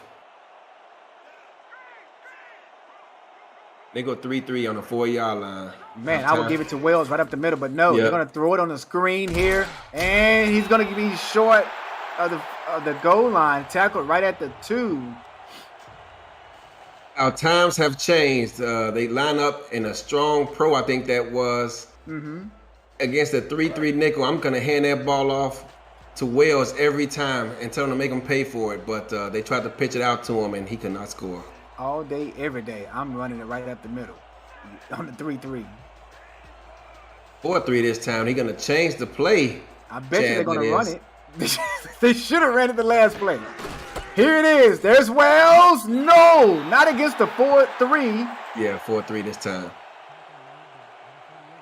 So a little bit stronger up front, 4 defensive linemen, and they got, actually, looking at that replay, great push inside. Looked like they ran a pinch on that time, and they're able to bring them down short of the line of game. Another field goal attempt. They've been really busy with the special teams unit today. Yeah, this is going to tie the ball game up if he can connect. Going to be a 23-yard, 24-yard field goal attempt. 19? My calculation was all off. Yeah, it's from the 2-yard line, so yeah, 17 additional yards. And yeah, I was calling 10 yards back from what the guy with the snap, the placeholder was. Oh, yeah. Not paying attention. That's okay. We're a team, Lamar. We get it done. And not counting the extra 7 yards. So. You know how they say in the huddle, who got my back? I got your back. That's good to know. I appreciate that. Hey, I'm a team player. Yes, you are. Any man who can take away his animations each year is a team player. Team player. I don't care about the Pro Bowls. I'm just trying to get wins. But they want me to retire them. I strip all my value every season, and they say, Eddie Gage, we need you to retire, man. Come on. I know, right? They come to me that every year too. 4-3 defense. Near pro this time. Or near pro. Swearingen. Man, did you see the way he jet out of that broken tackle? Looked like BDG for a moment. Man. And I want to say that was 99. That was number 96. Was it 96? Who missed the tackle, number 96. Stephon Forge. Here is Drew underneath the center. And off here to Swearingen again. And 96 comes away with the tackle. Not this. Yes. Yeah, Stephon Forge. And that's going to be end of the third quarter. You're watching the Simulation Football League presented by APM Music. We're going to take a short commercial break. We'll see you right after this message.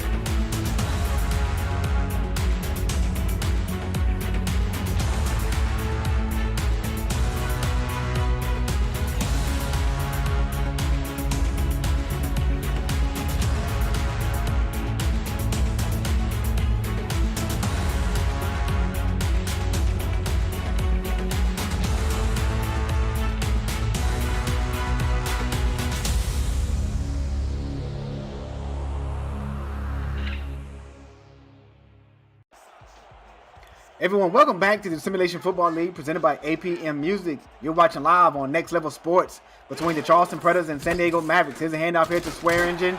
Swearingen of the Predators gets the first down. 1st and 10 for the Charleston Predators at the 40-yard line, Eddie. That's the first time we've seen Charleston line up in that strong power I since early in the second quarter. And once again, they did a great job of keeping the defense bottled inside, allowing Keith to bounce it outside and pick up that first down. 3 wide receivers set here for the Predators. Tight end flex. I formation. The defense is moving around. TD Drew goes deep. That pass is deflected. Oh, how come he could not come away with that INT? From the tip from Raven. Well, now you got tip 2 Raven, and Raven tip 2 dropped Raven. it. Yeah, that was. Well, that's why he plays linebacker. Krieg. Yeah, Tom Krieg with the deflection. Tom Krieg, straight from Las Vegas, makes the move out west to San Diego. He deflects it right to his teammate, and Axel shows why he plays linebacker. San Diego, you guys gotta get. You have to get Axel Raven on the jugs machine. Get your hands up. 2 wide bump. receiver set. TD Drew drops back, brings pressure, throws a strike across the middle of the field. That pass is completed to the tight end, Lyric Da Vinci. Been a while since we called Lyric's name, and wow, as you said, TD Drew was hit right as he threw that pass. Had to hold the ball for a long time, waiting for him to get open. San Diego credit their defense for remaining close to these receivers in this bump coverage for so long. Yeah, that was an outstanding play there by the tight end on that post. I mean, nobody was there. It was great coverage, just better throw. Is that what it is? Okay. They're going to bump again, Eddie. No safety help out wide. Let's see what happens. Yeah, here. there's a single right in the middle of the field. There's an out route to the top of the field to Simons, and Simons make the reception. But did you see the post? He was even open. Yeah, that's where I thought the ball was going. Oh, my goodness. I thought it was going there as well. I mean, he did have a safety over the top, so I don't necessarily blame him. You want to pick up the first down. But to that route has kept him outside. That's 6 all day. Yeah. He got off the line of scrimmage so fast, though, while the defense was in bump coverage. It's a 3-3 nickel. 5-step drop here by Drew. Drew out route. That pass is deflected away. And on that deflection is Nana Leahy. That's a pass you cannot make. It's an out route on a short side of the field, and a pass is late getting out there. TD Drew has to let the ball go quicker than that. Anytime you're throwing that ball late on a short side of the field, he's lucky that ball's not going the other way.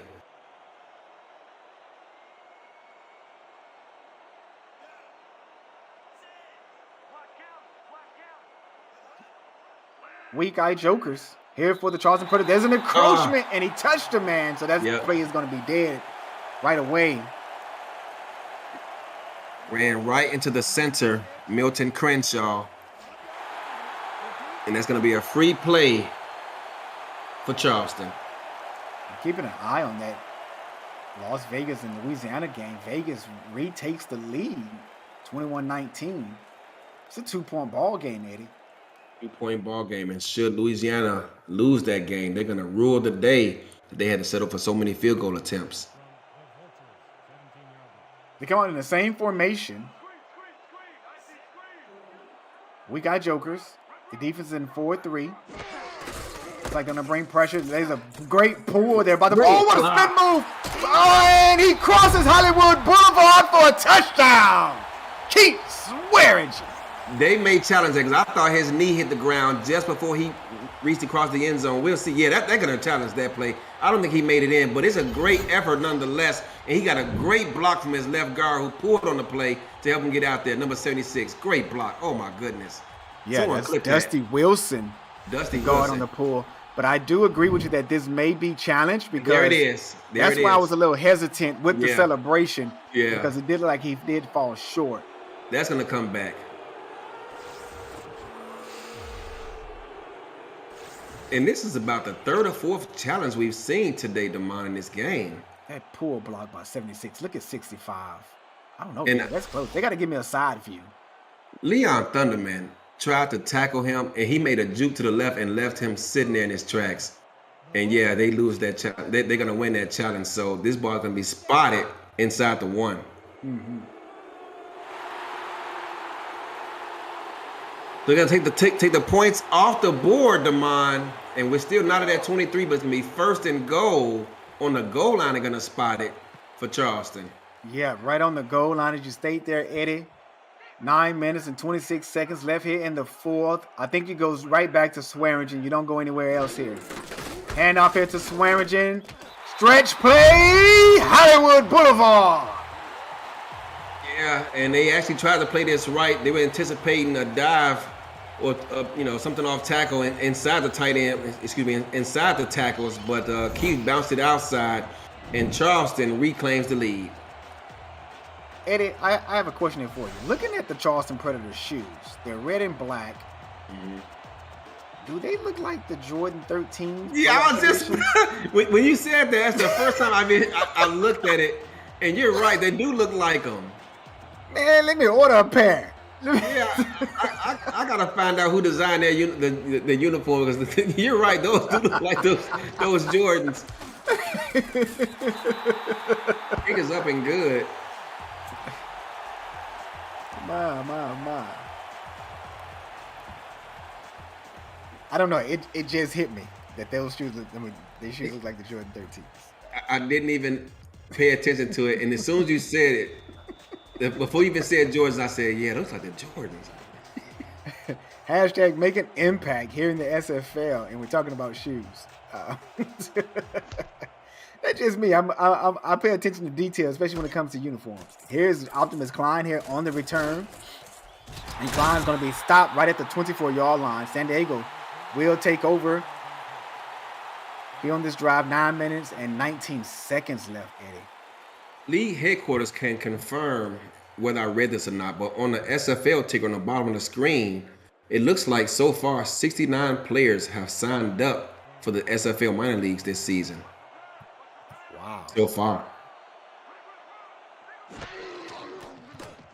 Here is Patterson. Scar on a corner post. That pass is deflected away by Minner. Safety once again down in the box. And he didn't necessarily redirect Gunnar Lewis, but he kind of kept him true. And he got help over the top, and they were able to deflect that ball away. 2nd and 10 for Scarlet Patterson and the Mavericks. At their very own 24-yard line, they come out in a 3 wide receiver set. Looks like Optimus Klein is down to the bottom. Lim Hammer is in the slot. And Gunnar Lewis is to the top. There's a handoff here to Wells. Wells only going to pick up 3 yards. Monday night specials coming to the SFL. The SFL is spotlighting 4 games in their own time slot on Monday night, starting this Monday, February 21st, with Baltimore versus Queen City. This week's special features, you'll see Baltimore's T-Roy Gaines and Saran Yates IV. Plus, you'll see Queen City's Nathaniel Diggs and Jorge Torres on camera while they watch and react. There's a pass down the field to Lim Hammer. Spin move right out of that tackle to the 20, the 10, and Jacob Clear comes away with the tackle down to the 6-yard line. I couldn't even finish my ad read. You could not, but when Charleston first lined up, I thought that was a touchdown because they got greedy and lined up right up against these receivers who you cannot play that aggressive with anytime they line up with 4 or 5 receivers because you know they want to run deep. But somehow they were able to make it at least a contested catch. Liam Hammer catches it and is able to somehow spin out of a sure tackle and fight his way down to the end zone. But credit Charleston for not giving up on the play as they hustle downfield and tackle him just short of the end zone. Johnny Bravo, you get my Never Give Up award. Never Give Up award. I love it, Eddie Gage. Here's Scarlet Patterson, out route, corner post. Oh, he's intercepted by Corey Minner. What an outstanding defensive play. Corey Minner, you want to talk about a Never Give Up award? Your defense just gave up a big play just a moment ago in which everyone in the building thought it was a touchdown. They didn't think he could be ran down. Corey Minner got involved and helped his team out and got the ball right back to his defense. Someone clipped that. That's an SFL top 10 play right there. Eddie Gage, that was a one-handed grab by a cornerback. I thought that was 6. Empty formation here for Charleston. 7-step drop for TD Drew. Goes through the gritty. progression. That pass is dipped and incomplete. Yeah, he got gritty. I saw it coming. There was no one open, and you should throw that ball away as everyone is covered. But he gets greedy, hit the panic button, and he's lucky that ball was intercepted right back. As I continue my ad read, 26-21. You'll be able to watch the react of these individuals themselves to their teammates on the field. Visit simulationfl.net for complete Monday night special schedule and details. Sorry about that. Here's a handoff here to Swearingen. He breaks out of that tackle. This man is running with a full head of steam tonight. He is, and he's trying to carry his team to victory as TD Drew is not having one of his better games. But his teammate is trying to put this entire offense on his back. And with a victory, he's over 200 yards rushing. Yeah, also, league update from the stats team. The guys in the truck are putting in the work. Mark Lopez informed us Corey Minner, third INT of the night. Pump fake by Drew, got his tight end, Lyric Da Vinci.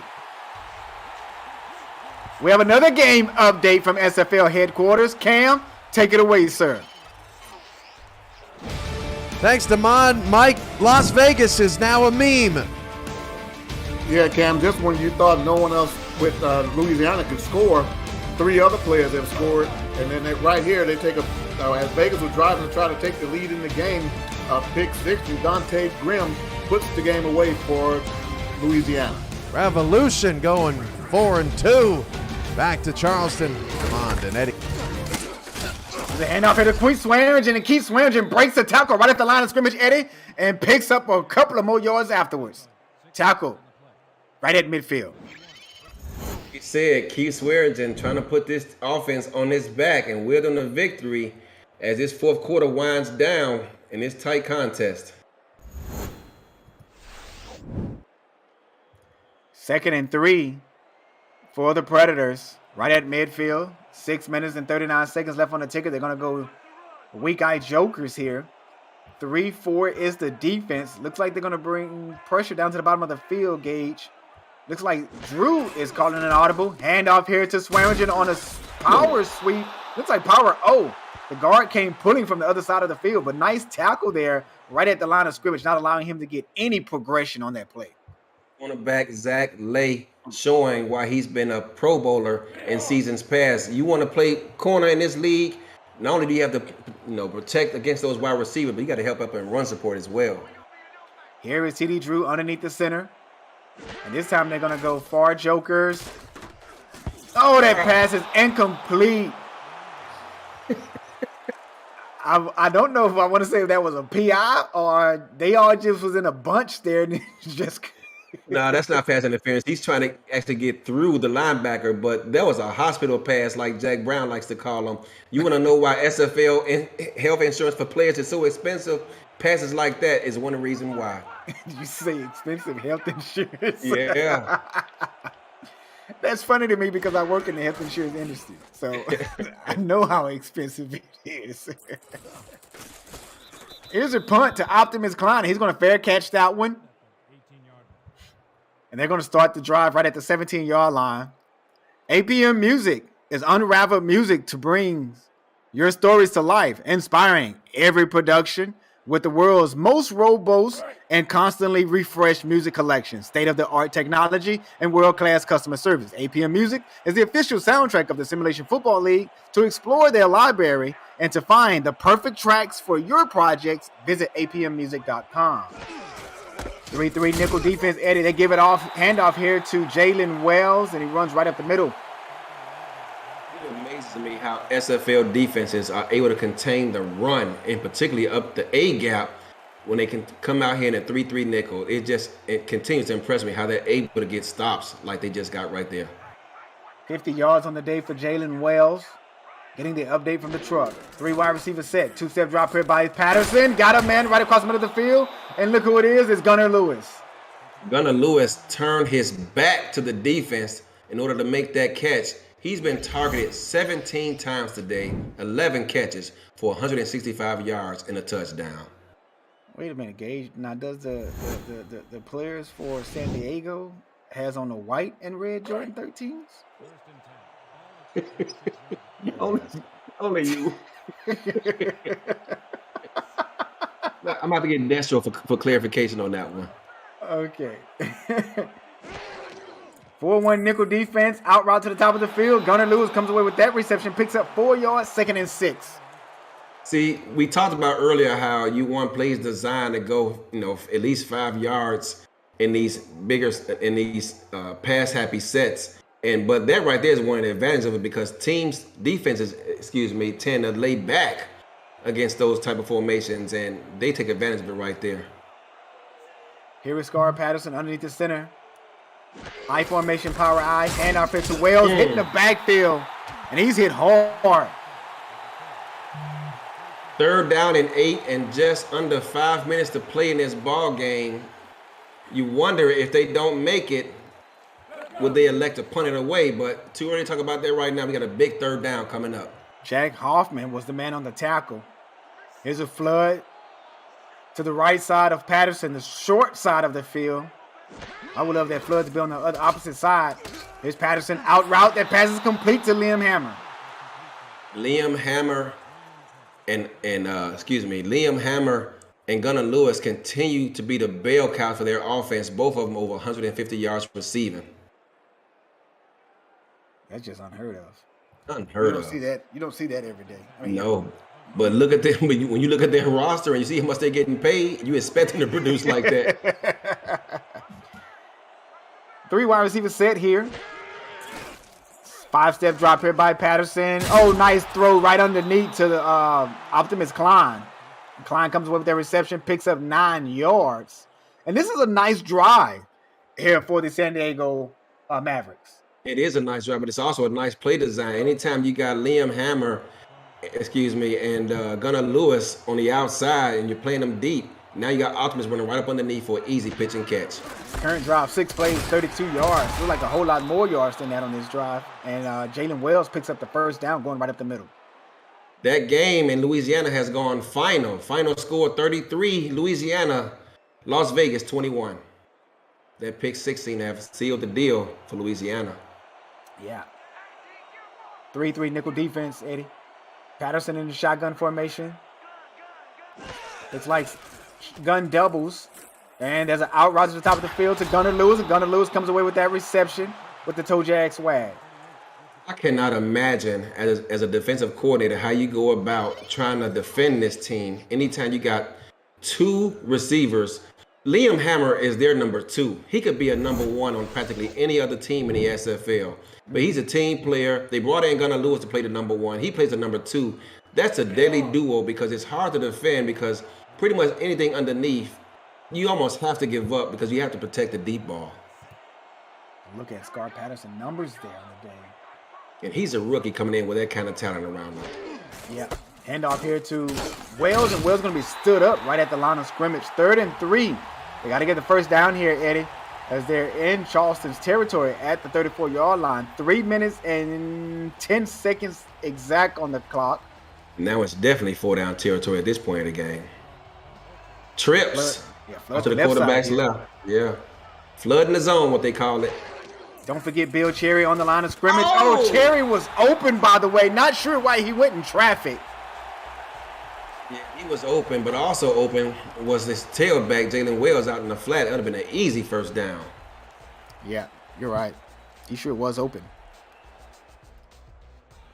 Next Saturday on NXT, coverage of the Simulation Football League on Next Level Sports continues next Saturday, February 26th at 2:30 p.m. Eastern. Lone Star is the next team to get a crack at the defending champs, hosting Baltimore for the first time in franchise history. Oh, they're going for it. I thought it was going to punt it away, and that's going to be incomplete, and Charleston's going to take over on dimes at their very own 34-yard line. That was a sneak up on me because I thought they were going to go for the punt there. And Gunnar Lewis was open on the out route. He ran like a 5-yard out, and I thought that's where he was going, but he elected to throw the ball downfield, and Jack Brown once again tips it away. And the Lone Star Glory will be hosting Baltimore for the first time in franchise history. Then it's the quarterfinals rematch and divisional rival between Florida Storm and the Charleston Predators. Bonus coverage will include Arizona, St. Louis, and DC Queen City. Visit NLSE.com. There's a handoff here to Swearingen. Swearingen's going to be hitting the backfield. There's a penalty on the play to find next level sports in your area. So now, instead of a 2nd and 12, you're going to have a 1st and 5. You got them set up right where you want them with all 3 timeouts, and you commit yet another penalty on the defense. That was Jack Brown's 5th pass deflection of this game. BJ Lovelace would be proud of him with that kind of effort tonight. BJ calls himself Stone Hands. He gets to the Pro Bowl every year for all those pass deflections. But he just can't seem to keep his hands and catch them. Let's see if San Diego can get Charleston off the field. Yeah, they have to right here.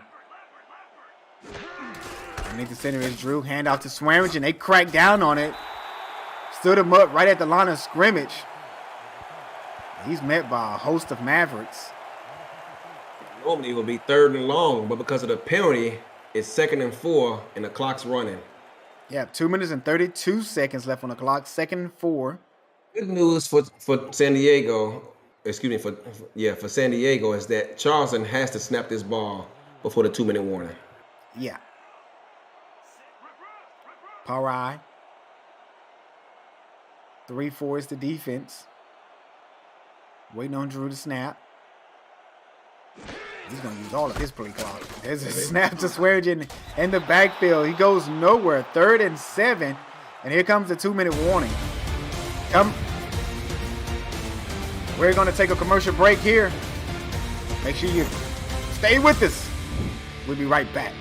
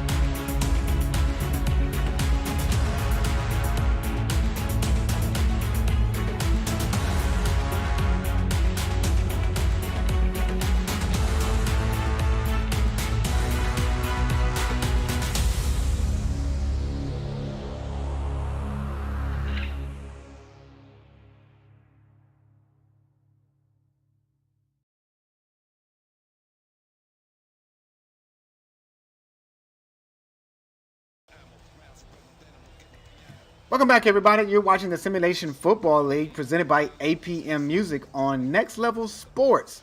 You're watching the Charleston Predators host the San Diego Mavericks as the Predators are up 30-23. Both teams coming off big wins last week. Charleston are sitting at 2-2, and the Mavericks are at 3-1. They're going to get this first down here. They come out in a power I formation. Eddie Gage on the color with me. I am Damon Simeon. Handoff here to Swearingen. He does not get the first down, Eddie Gage. Yeah, for a moment there was a hole, and I thought he was going to be able to hit it and split the defense, but they did a great job of closing that hole, and we've got an interesting situation coming up here. This game is not over. He looks a little slow on that play as well.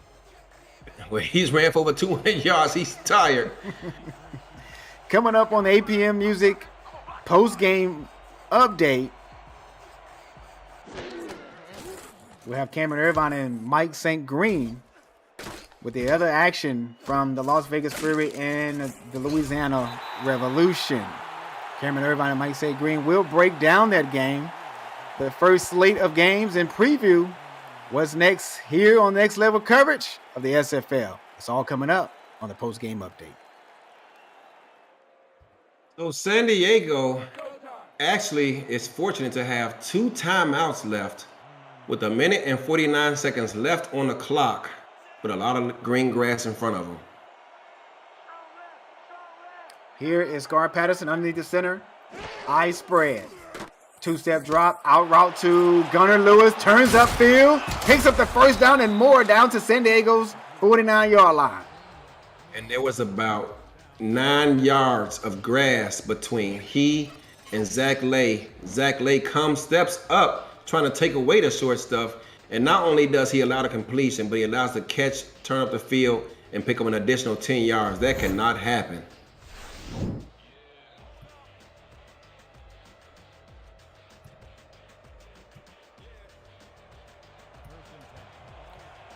Coming out, Scarlet Patterson. 4 wide receivers on the play. Jalen Wells in the backfield by himself. 4-2 nickel defense. Step back, dumps it off to Wells out of the backfield. Wells picks up a yard. 2 they're going to give him. Going to go no huddle here. 1 minute and 35 seconds on the clock. Offense waiting to get set and play. There is a man right across the middle of the field. That pass is complete. And that is to the tight end. That's the fullback, Nick That Hogan. was the fullback.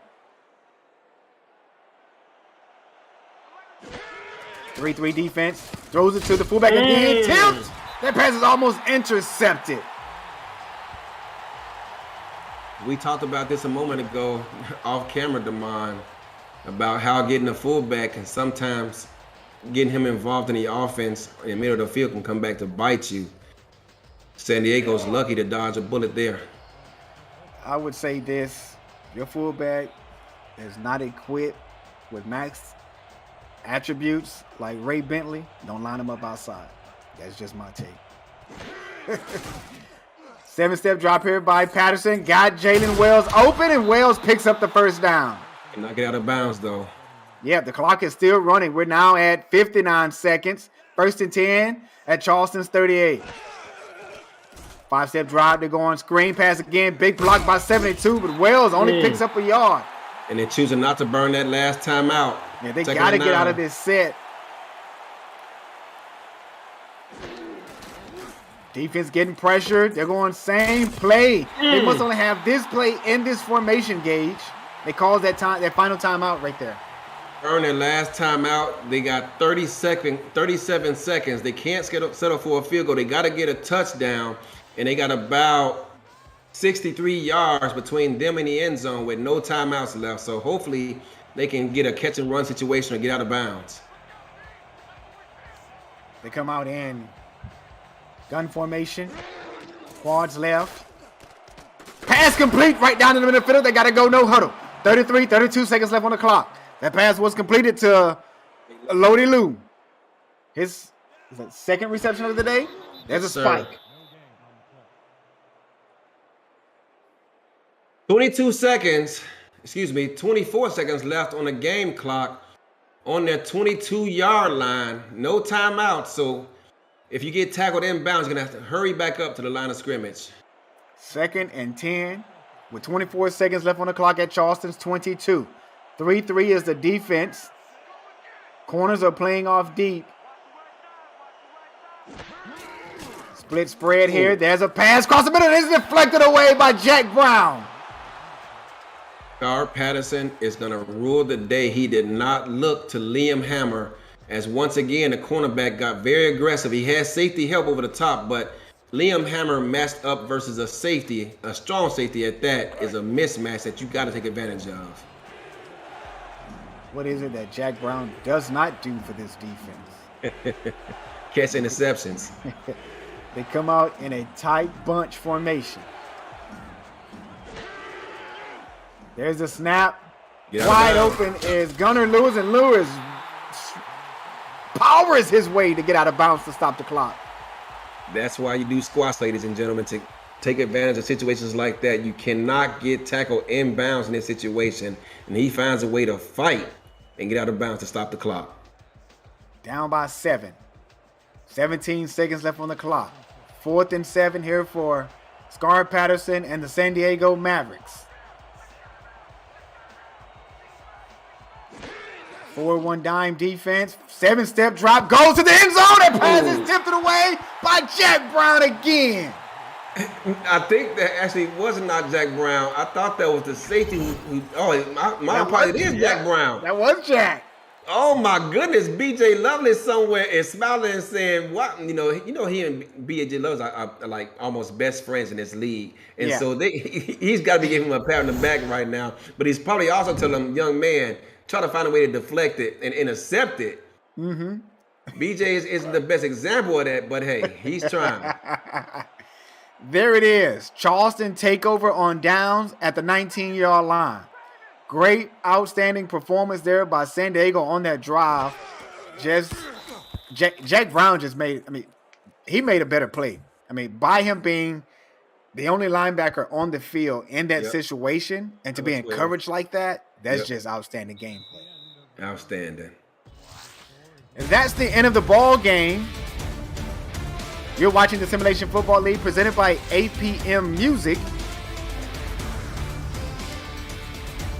TD Drew did not have one of his better days as he finishes 15 of 28 for 129 yards, 0 touchdowns, 2 interceptions, but he wheels his team to victory himself along with Keith Swearingen, who carried this offense, 28 carries, 222 yards rushing, and 3 touchdowns. So on TD Drew's final day as a Charleston Predator, he wheels his team to victory. Yeah, just looking at these stats here, Patterson with 421 yards, man, and only to come up short. Like as you stated, Keith Swearingen basically put the team on his back. TD Drew only had 129 yards passing on the day. He was 15 of 28 on completions to attempts. Had a QBR of 36.2. And wins the game. And wins the ball game. His final game of his SFL career. We wish him well on his next endeavors, and we hope to see him again sometime in the near future. We shall see, but this day is all about the Charleston offense and defense as a whole as they come up clutch in key situations.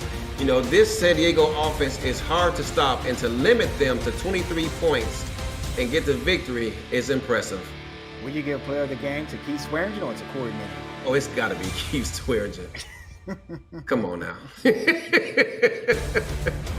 get that kind of production or lack of production out of your quarterback, and knowing that this offense, that your opponent's defense did a great job scouting this week, and for you to step up big like that, yourself along with your offensive line, finding holes when they aren't there and getting a W, that's mightily impressive. He has to be the player of the game.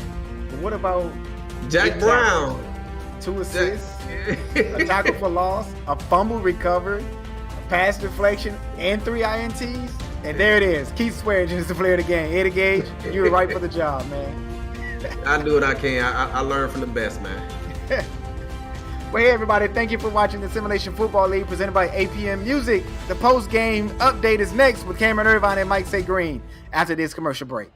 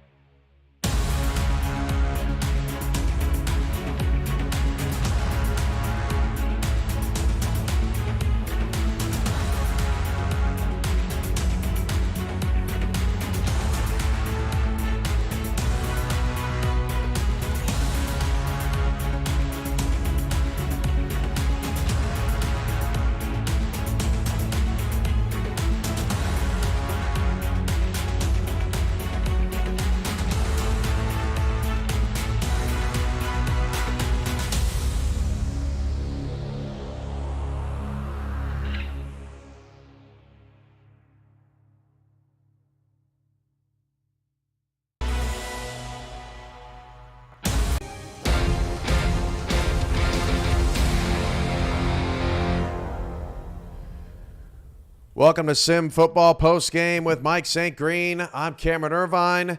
And Mike, that was a heck of a way to start week 6. So many different things to break down. You could take this any way you want. Well, first and foremost, Cam, Otis Boudreaux's probably happy that Louisiana's getting to their break week. He can ice that leg, man, for an off week next week and get back at it after that. They had 4 field goals again today. It's 11 in the last 2 games. But Louisiana proved that, hey, we have more than Otis Boudreaux. They right when Otis had pretty much scored all the points in that game, the offense, caught life and the fullback got a touchdown there, and then Collier got a touchdown and a big pick 6 from the defense at the end and sealed the victory for the Revolution. Yeah, that was Louisiana winning 33-21. Thought that Collier's drop was going to lose them the game. They ended up bouncing right back, get to 4-2 before their bye week. In Charleston, your main game here on Next Level, crazy game. Charleston led wire to wire, but caught a number of scares. Gunnar Lewis and Liam Hammer, the best 1-2 punch in the league. But it's Charleston that gets the win tonight and improves to 3-2. And now the big question is, who's going to play quarterback for them next week?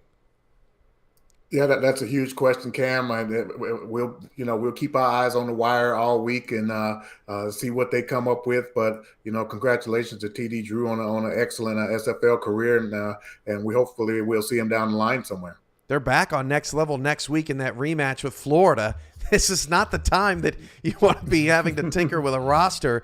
This was a huge win because if they were to lose next week while they kind of regroup on offense and lose this game this week, they could be sitting at 2-4. Now they're 3-2 and have a little bit of space to get things together. So put the first block in the rearview mirror. Now let's focus on the western part of the United States. Denver leads the West Division, or is tied with Sioux Falls. They can take the lead in that division tonight. They're trying to go for 7 in a row over Arizona.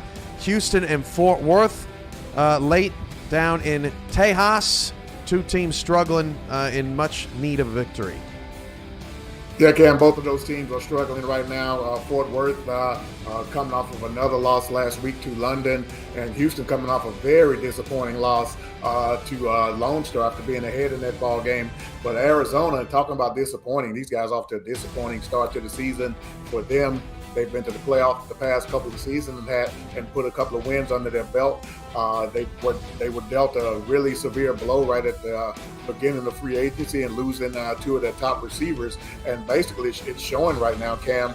Aside from the running back DJ Moses with the 46 receptions, the next closest player on their receiving core in receptions is the tight end Will Todd with only 20 receptions. So wow. These guys are going to have to get some production out of that receiving core and get DJ Moses some help so he can start doing the things that he can do on the ground. And even Ashley Jackson, she's struggling out of the gate as well with only 3 touchdowns and 10 interceptions. So they're going to have to find a way to get that receiving core, in tune and get cohesive and start to look like the Arizona offense that we expect to see. Arizona's had 2 weeks to get ready for the Denver Nightwings, their rivals out in the West. They had a bye last week, 1-3, made the playoffs last year, championship contender, many thought coming into the season. They have struggled to start, and this is a big ball game for Arizona and Denver. It comes your way in 2 minutes. Tyler Falk, Nate Hall have the call from Phoenix. When we come back, this has been Sim Football Postgame, and the SFL and NXT continues next.